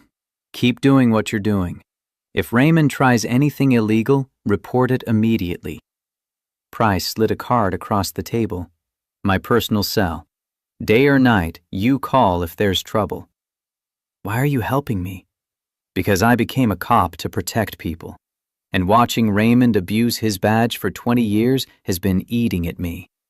You standing up to Tyler gave me an opening to finally do something about it." Marcus pocketed the card.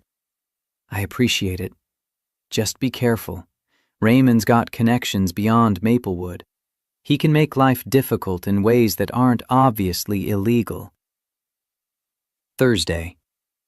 Emma came home from school quiet. Marcus found her in her room, staring at her homework without touching it. "What's wrong, Princess?" "Molly's mom said I can't play with Molly anymore." Emma's voice was small. "She said her daughter needs to stay away from dangerous people."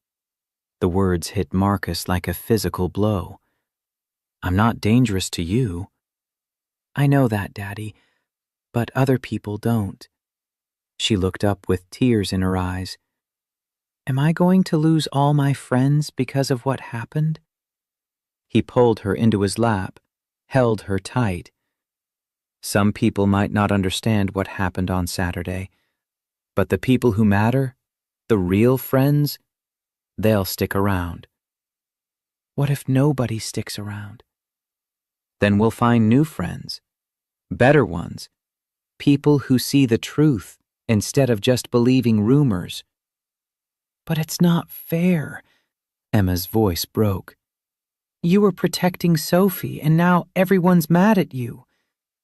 "Life's not always fair, baby, but that doesn't mean we stop doing what's right." He tipped her chin up so she could see his face. "I'd make the same choice again. Every time. Because protecting people who can't protect themselves is more important than what other people think. Even if it makes life hard, even then." Emma buried her face against his shoulder. "I love you, Daddy." "I love you too, Princess. More than anything in the world." Friday afternoon, Victoria texted, "Still on for tomorrow? Olivia's been planning cookie recipes all week. Emma's packed already. She's very excited." "Good. I'll pick her up at 10. And Marcus, bring your contract. James wants you to sign officially before you start the Seattle project." "Efficient. It's how I run my business. But I promise the cookies and movies will be purely recreational." Saturday morning, Emma was ready by 8, overnight bag packed with 3 outfit changes and enough stuffed animals to populate a small zoo. Marcus braided her hair while she vibrated with excitement, talking a mile a minute about what movies they might watch and whether Olivia liked the same Disney princesses she did. Victoria arrived at 10 sharp in the Mercedes. Olivia bounced in the passenger seat, waving at Emma through the window. Marcus carried Emma's bag to the car and helped her buckle in. "Be good, listen to Miss Morrison, and call if you need anything." "I will, Daddy." Emma was already turning to Olivia. The two of them immediately deep in conversation.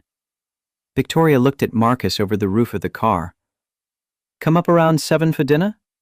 James will be there, and we can finalize the contract details. Plus, it'll give you a chance to see where Emma's staying." 7 works. She drove away, and Marcus stood in this driveway feeling the strange emptiness of a Saturday without Emma. The workshop beckoned, but for once, he couldn't summon the energy. He went inside instead, cleaned the kitchen that didn't need cleaning, organized tools that were already organized, tried not to think about the fact that his daughter was spending the day with a woman he barely knew and a girl Emma had met exactly twice. But Emma had been so happy, and Victoria had been nothing but kind. At 6:30, he changed into clean jeans and a button-down shirt that wasn't flannel, drove to the address Victoria had texted. The building was one of Portland's upscale high-rises, all glass and steel, doorman in the lobby who checked his name against a list before allowing him to the elevator. The penthouse occupied the entire top floor. Victoria answered the door in casual clothes, hair down around her shoulders instead of pulled back, smile genuine. "Come in. James and the girls are in the kitchen attempting to decorate cookies. It's going about as well as you'd expect." Marcus followed her through a space that belonged in magazines, floor-to-ceiling windows overlooking Portland, furniture that probably cost more than his truck, art on the walls he was afraid to look at too closely. The kitchen was larger than his entire downstairs, marble and stainless steel, and currently covered in flour and frosting. Emma and Olivia sat at the island wearing matching aprons, cookies spread before them in various states of decoration. James Morrison stood nearby, looking delighted with the chaos, silver hair and warm eyes, looking exactly like someone who'd built a company on principles instead of profit margins. "Marcus!" James came over with hand extended. "Finally we meet properly. Your daughter's been telling me about your workshop. Sounds like you could use better equipment." "I'm managing." "Managing isn't thriving." James gestured to the contract on the counter. "Sign that and we'll get you set up properly. New table saw, planer, whatever you need. Consider it a signing bonus." "That's too much." "It's an investment." James's voice was firm, but kind. "Your work is only as good as your tools allow. I want to see what you can create when you're not limited by equipment." They went over the contract while the girls decorated cookies, and Victoria moved around the kitchen with practiced efficiency, pulling together a dinner that smelled incredible. Marcus signed on the dotted line, and James produced champagne, poured 4 glasses, 2 small ones for the girls with mostly juice. "To new partnerships," James raised his glass. "May they be long and profitable for everyone involved." They ate at a dining table that seated 12, though only the 5 of them occupied one end. The conversation flowed easily, James telling stories about furniture industry, Victoria interjecting with business insights, the girls chattering about their afternoon. Marcus found himself relaxing in increments, the knot of tension he'd carried since Saturday slowly loosening. After dinner, the girls retreated to Olivia's room for movies, and Marcus helped clear dishes despite Victoria's protests. In the kitchen, she loaded the dishwasher while he rinsed plates. Her shoulder brushed his, and neither moved away. "Thank you." He wasn't sure what exactly he was thanking her for, the legal help, the partnership, the kindness to Emma, but it covered all of it. "You keep thanking me." Vic's voice was soft. "Eventually, you'll need to accept that maybe I'm doing this because I want to." "Why would you want to?" She turned to face him, close enough that he could see flecks of gray in her blue eyes. "Because in my world, everyone wants something. Business favors, social connections, access to money or power. But you didn't want anything from me. You just wanted your daughter safe. And when I helped, you didn't see it as an opportunity to leverage. You saw it as debt to repay. That's how it should be. Not in my experience." She held his gaze. "You're different, Marcus. And different is interesting." "I'm not that interesting. Single father, small business owner, trying to keep his head above water. You let a man hit you rather than fight in front of your daughter. You used minimum necessary force against someone who threatened your child. You build furniture like you're building heirlooms." She reached up and touched his face, where Tyler's slap had left a fading bruise. That's not ordinary. That's extraordinary. The air between them felt charged.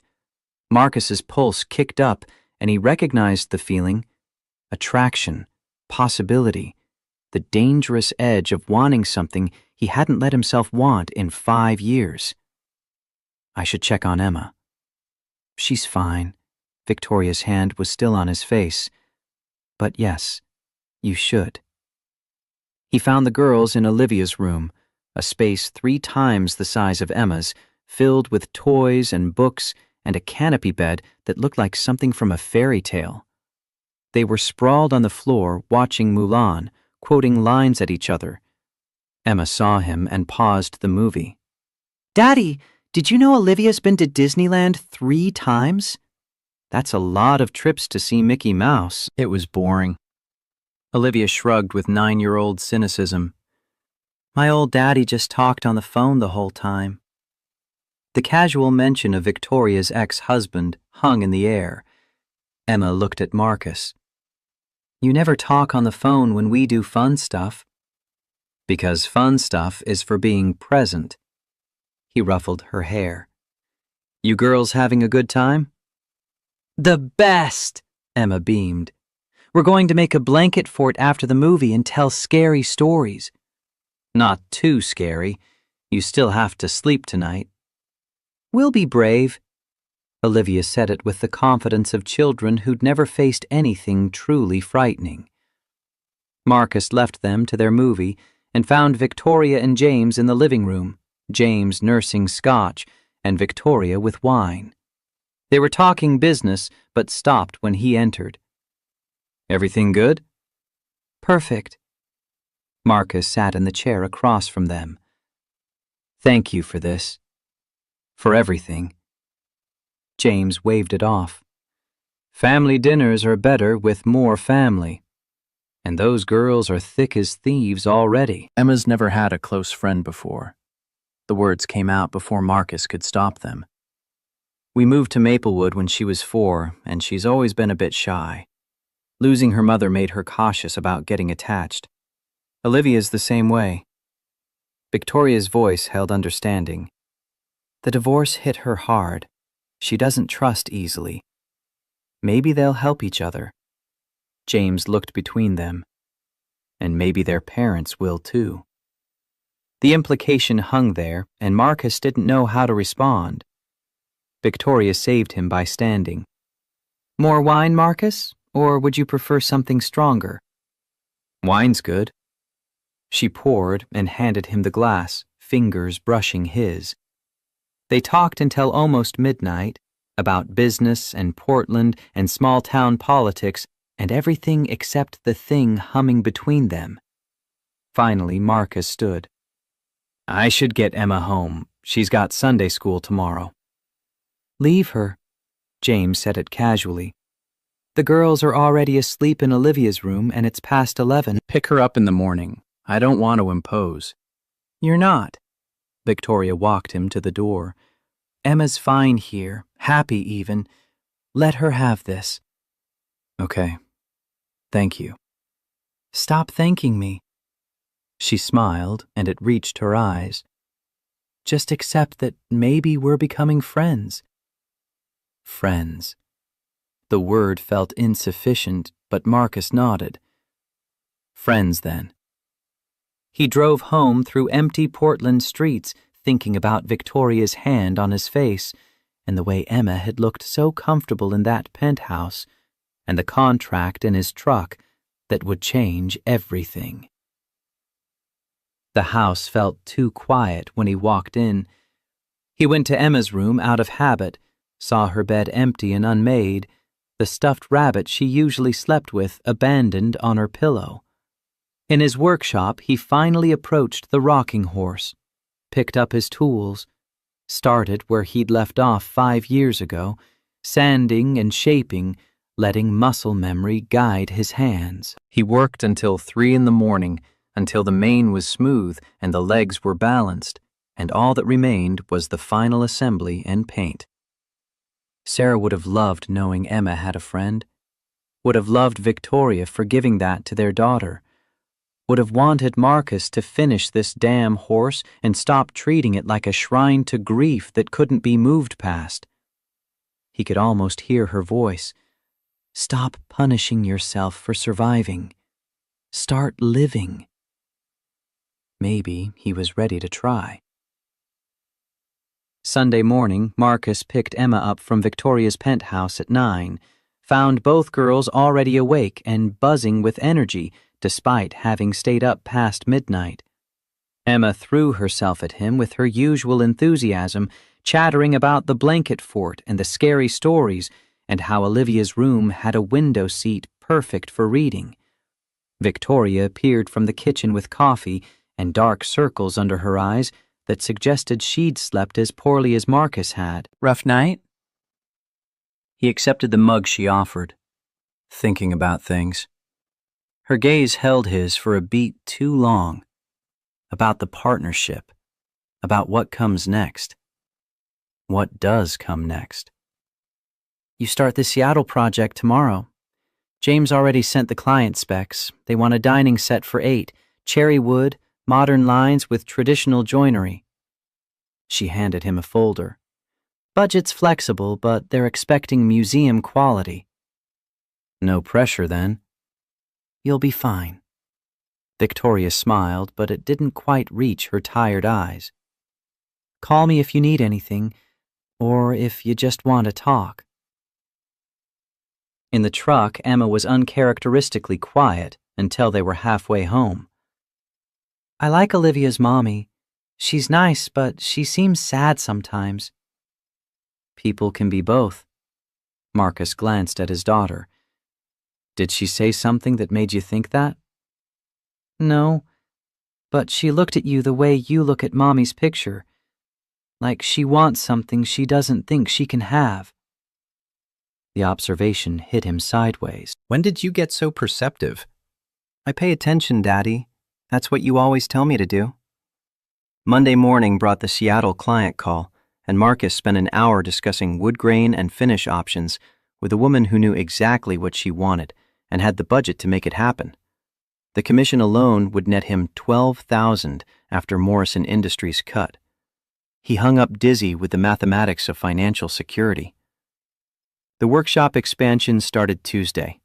James sent a crew to knock out the back wall and add 800 square feet, install proper ventilation and lighting, deliver a table saw that cost more than Marcus's truck. He watched strangers transform his converted garage into something approaching professional and felt unmoored, like he'd stepped into someone else's life. Emma started having nightmares Wednesday. Marcus woke at 2 a.m. to her screaming, ran to find her tangled in sheets and sobbing. The mean man came back and took you away, and I couldn't find you. He held her until dawn, whispering promises he hoped he could keep. By Thursday, she refused to let him out of her sight, clung to his hand walking to school, called him 3 times during the workday just to hear his voice. Friday, Victoria texted, Emma doing okay? Olivia mentioned she seemed upset at recess. Nightmares about the arrest. She's scared I'll disappear. The response came immediately. Bring her over Saturday. Sometimes being around other kids helps. And I'd like to see you. We should talk. About what?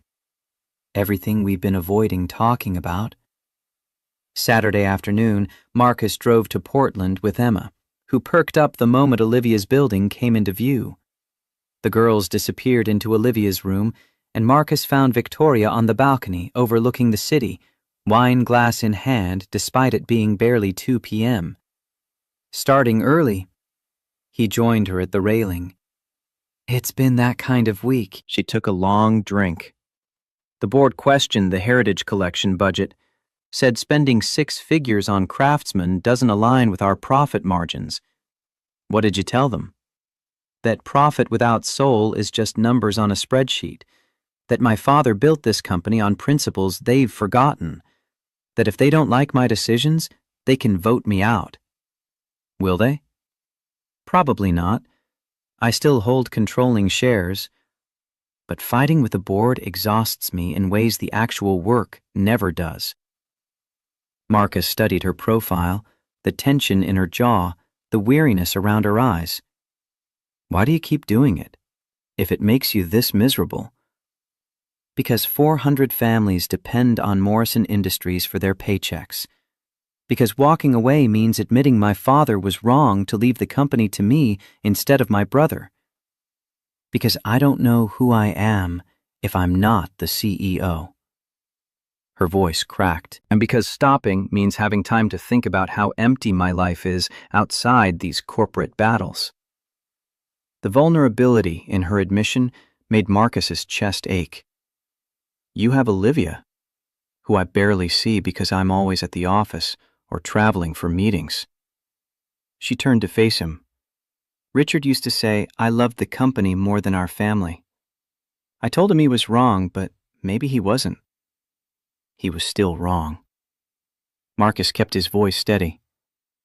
Loving your work doesn't mean you don't love your daughter. It means you're trying to build something that outlasts you. Is that what you do? With the furniture? I build things people will pass down to their children. Pieces that carry stories across generations. He gestured toward the city spread below them. That dining table you're sending me to Seattle to make? 50 years from now, some family will be sitting around it, maybe not even knowing my name, but using something I created. That matters more than profit margins. Victoria set down her wine glass and moved closer. You see meaning in everything.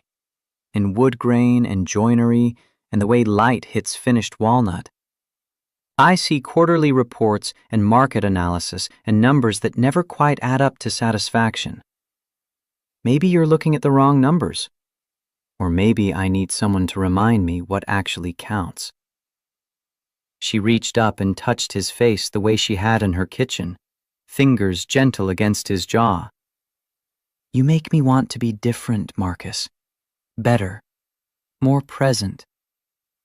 The air between them felt charged again, possibility humming like current through wire. Marcus's heart hammered against his ribs.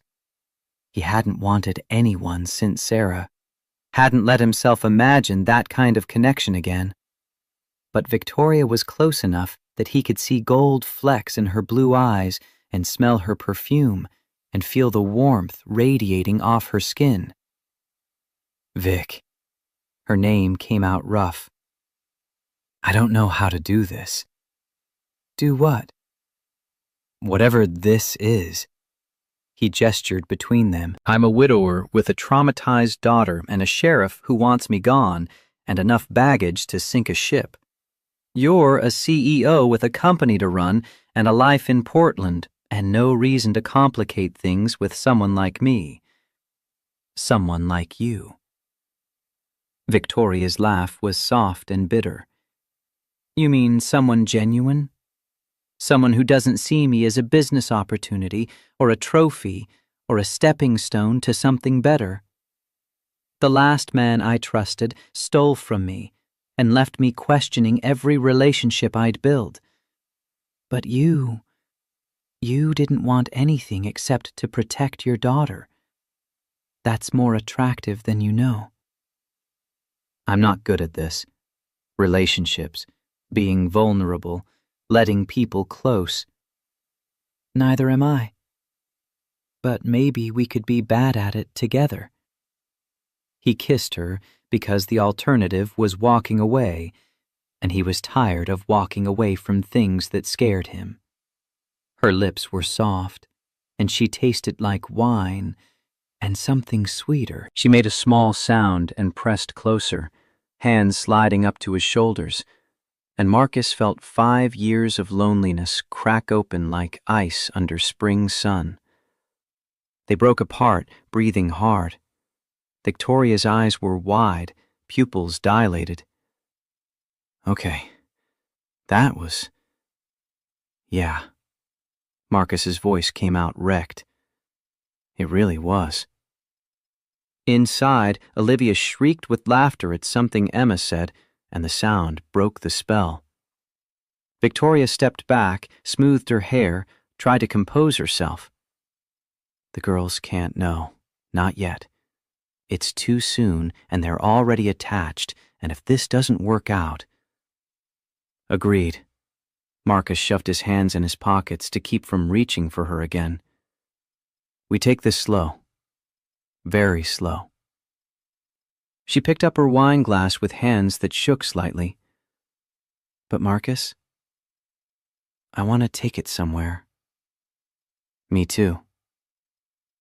They went inside and found the girls building an elaborate city from Olivia's blocks, both of them covered in marker from some artistic endeavor. Victoria surveyed the damage with the long-suffering expression of mothers everywhere.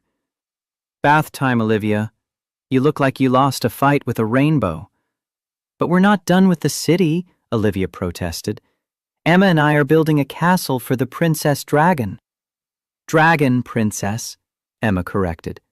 She's a princess who's also a dragon. More powerful that way. 20 more minutes, then bath and dinner. Victoria looked at Marcus. You're staying, right? If that's okay. It's more than okay. Dinner was chaotic and perfect. Take-out pizza because nobody felt like cooking, the girls talking over each other, Victoria's foot finding Marcus's under the table and staying there. After Emma and Olivia retreated to watch a movie, Marcus helped clean up, their movements around the kitchen synchronized like they'd been doing this for years instead of weeks. I should tell you something. Victoria loaded plates into the dishwasher without looking at him. My marriage ended because Richard got caught embezzling. He'd been skimming from Morrison Industries for 2 years, hiding it in shell accounts, planning to disappear with enough to start over somewhere else. Jesus, Vic. I didn't see it. Her voice went tight. Lived with him for 7 years, shared a bed and a daughter and a life, and I didn't see that he was stealing from my family's company. The FBI found it during a routine audit. Richard tried to blame me, said I'd approved the transfers. Cost me 3 years and a fortune in lawyers to prove my innocence. Is he in prison? Plea deal. 5 years reduced to 3 with good behavior. He's out now, living in San Diego with the woman he left me for. Her hands stilled on the dishes. The worst part isn't that he stole. It's that he made me doubt myself. Every business decision, every relationship, every time I trust someone, there's this voice asking if I'm being played again. You're not being played here. Marcus moved closer. I can barely manage my own life. I don't have the bandwidth to manipulate yours. I know. But knowing and feeling are different things.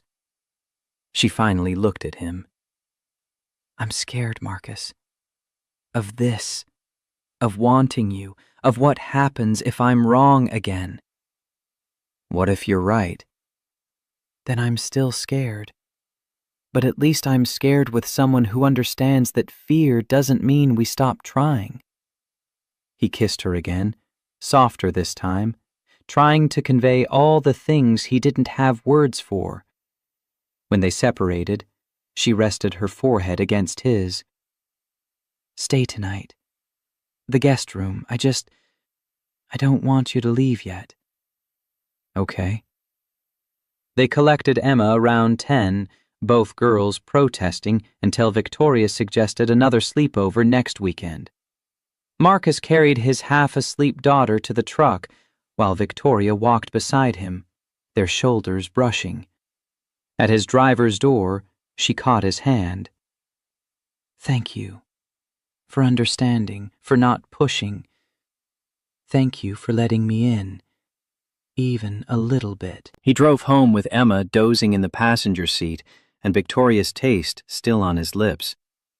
The house felt less empty, knowing he'd see her again soon. He carried Emma inside and tucked her into bed, watched her settle into sleep that, for once, looked peaceful. In his workshop, the rocking horse waited, nearly complete now. He'd worked on it every night this week, driven by something he couldn't name. The need to finish what Sarah had started, to prove he could move forward without forgetting.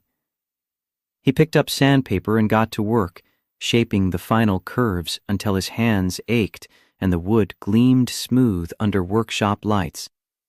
By midnight, it was done.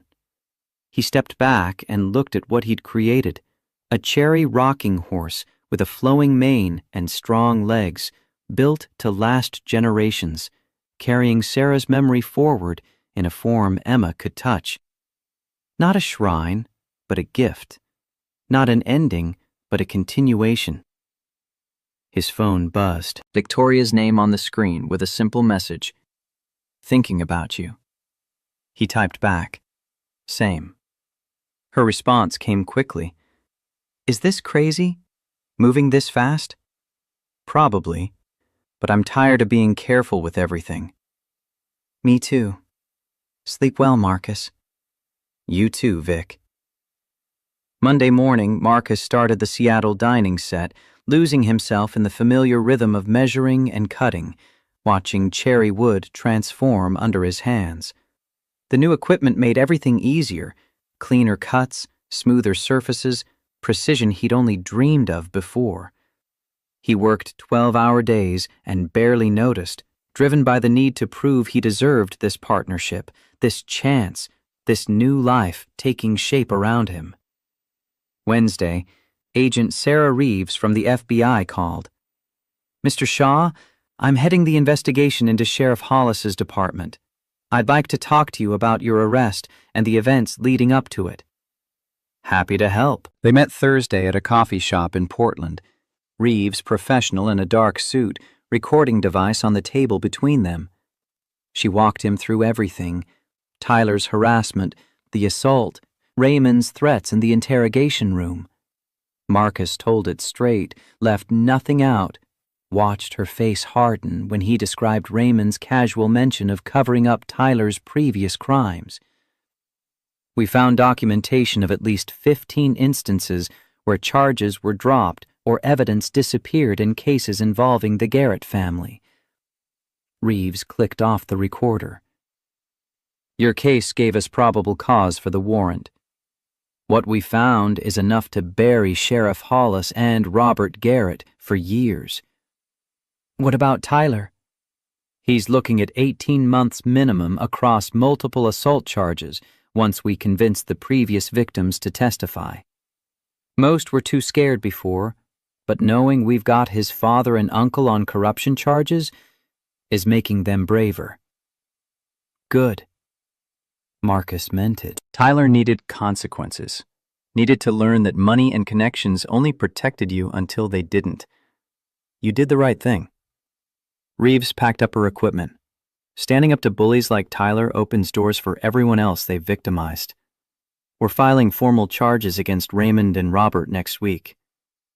The news should have felt like victory, but Marcus just felt tired. He drove to Victoria's office. She'd invited him to see where she worked, said it would help him understand the pressure she was under. Morrison Industries occupied floors 12 through 15 of a downtown building, all glass and steel and people moving with purpose. Victoria's assistant showed him to the top floor, corner office with views of Mount Hood on clear days. Victoria sat behind a desk covered in reports and blueprints, phone to her ear, gesturing sharply as she talked. She saw him and held up one finger, wrapped up the call with clipped efficiency. Sorry. Board member questioning the Heritage Collection numbers again. She stood and came around the desk, kissed him quickly before seeming to remember where they were. Her cheeks flushed. That was unprofessional. I won't tell HR. Marcus glanced around the office. Minimalist furniture, abstract art. Nothing personal except a framed photo of Olivia on the desk. This is where you spend 60 hours a week? More like 70. Victoria followed his gaze. I know it's sterile. Richard used to say it looked like a hotel room, no warmth or personality. He wasn't wrong. It looks like you're ready to leave at a moment's notice. Maybe I am. She sat on the edge of her desk. Maybe I've been ready to leave for years, but didn't know where else to go. You could go anywhere. You're brilliant and successful and lonely. Victoria cut him off. Success without connection is just isolation with better furniture. I built this empire, and some days I can't remember why. Because it matters. Because those 400 employees depend on you. Because your father trusted you to carry his legacy forward. Legacy. She laughed without humor. My brother Michael calls once a month to ask when I'm stepping down so he can take over. Says father made a mistake leaving the company to me just because I'm older. That I've feminized Morrison Industries, made it soft by focusing on artisans over profit. Sounds like your brother's an ass. He's not wrong, though. Profit margins are down 12% since I took over. Stock price is flat. The board tolerates me because I hold controlling shares, but they'd replace me in a heartbeat if they could. Then maybe it's time to stop trying to please people who don't value what you're building. Marcus moved closer. Heritage Collection might not maximize profit, but it means something. It preserves skills that would otherwise die. It gives artists like me a chance to create instead of just survive. That's worth more than stock prices. You really believe that? I live it every day. He took her hands. Sarah used to say that wealth isn't what you accumulate, it's what you give away. The furniture I build outlasts me. The employees you support feed their families. That's the only legacy that matters. Victoria's eyes were bright with unshed tears. How do you always know exactly what I need to hear? Because I need to hear it too. Marcus pulled her close, felt her arms come around him. We're both trying to build something that lasts in a world that only values what's immediately profitable. That's lonely as hell until you find someone who understands. They stood like that until her assistant knocked with a reminder about her 3 o'clock. Victoria pulled back reluctantly. Dinner tonight? My place? I'll cook something that isn't takeout. You cook? I'm full of surprises. Be there at 7. He spent the afternoon in his workshop finishing joinery on the Seattle dining table, mind only half on the work. The other half kept circling back to Victoria in that sterile office, to the loneliness in her voice, to how she'd felt in his arms like she belonged there. 5 years since Sarah died, and he'd convinced himself that chapter of his life was closed. But maybe some doors didn't close. They just waited for the right person to walk through. 7 p.m. found him at Victoria's penthouse with wine and flowers because that felt like what you did when a woman you were falling for invited you to dinner. She answered the door in jeans and a sweater, hair loose, looking younger without the CEO armor. You brought flowers. Her smile was genuine. No one's done that since college.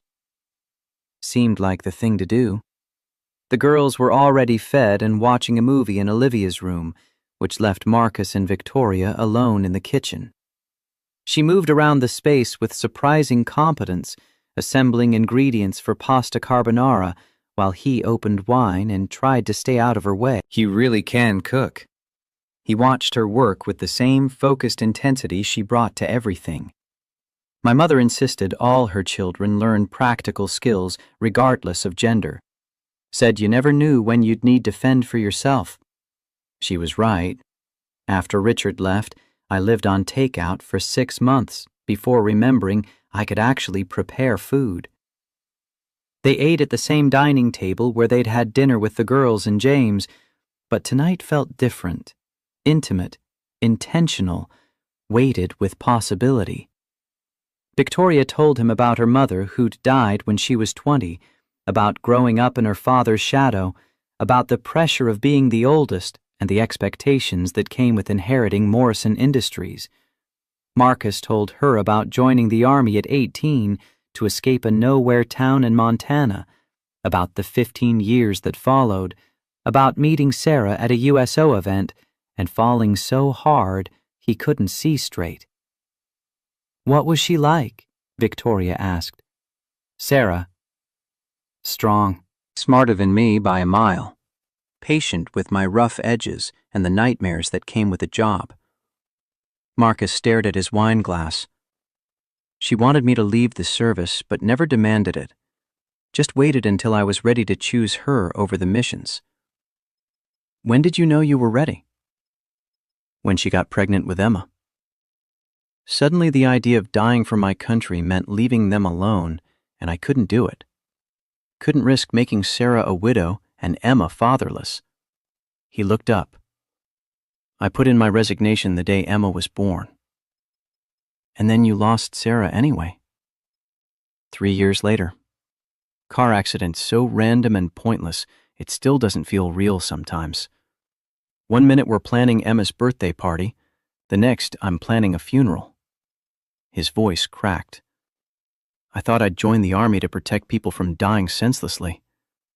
Turns out you can't protect anyone from that." Victoria reached across the table and took his hand. "I'm sorry. There aren't words for that kind of loss." "No, there really aren't." They cleared dishes in silence, the weight of grief acknowledged and held between them. In the living room, Victoria curled against him on the couch, head on his shoulder, and they sat watching city lights twinkle below. Olivia wandered out around 9, looking for water, saw them and grinned. "Are you Emma's daddy's girlfriend now, Mommy?" Victoria went rigid. "Olivia, that's not. We're just friends." "You were kissing on the balcony last Saturday. I saw from my window." Olivia stated it matter-of-factly, without judgment. "Emma saw too. We think it's nice. You both seem less sad." Marcus bit back a laugh at Victoria's mortified expression. "Busted by 9-year-olds. Olivia, bed, now." Victoria tried for stern, but missed. "We'll talk about this tomorrow." "Okay, night, Mommy. Night, Mr. Shaw." She skipped back to her room, humming. "Well, that's mortifying."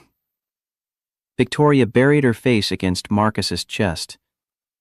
"Our children are apparently more observant than we are subtle." To be fair, subtle wasn't really our strong suit. He kissed the top of her head. "What do we tell them? The truth?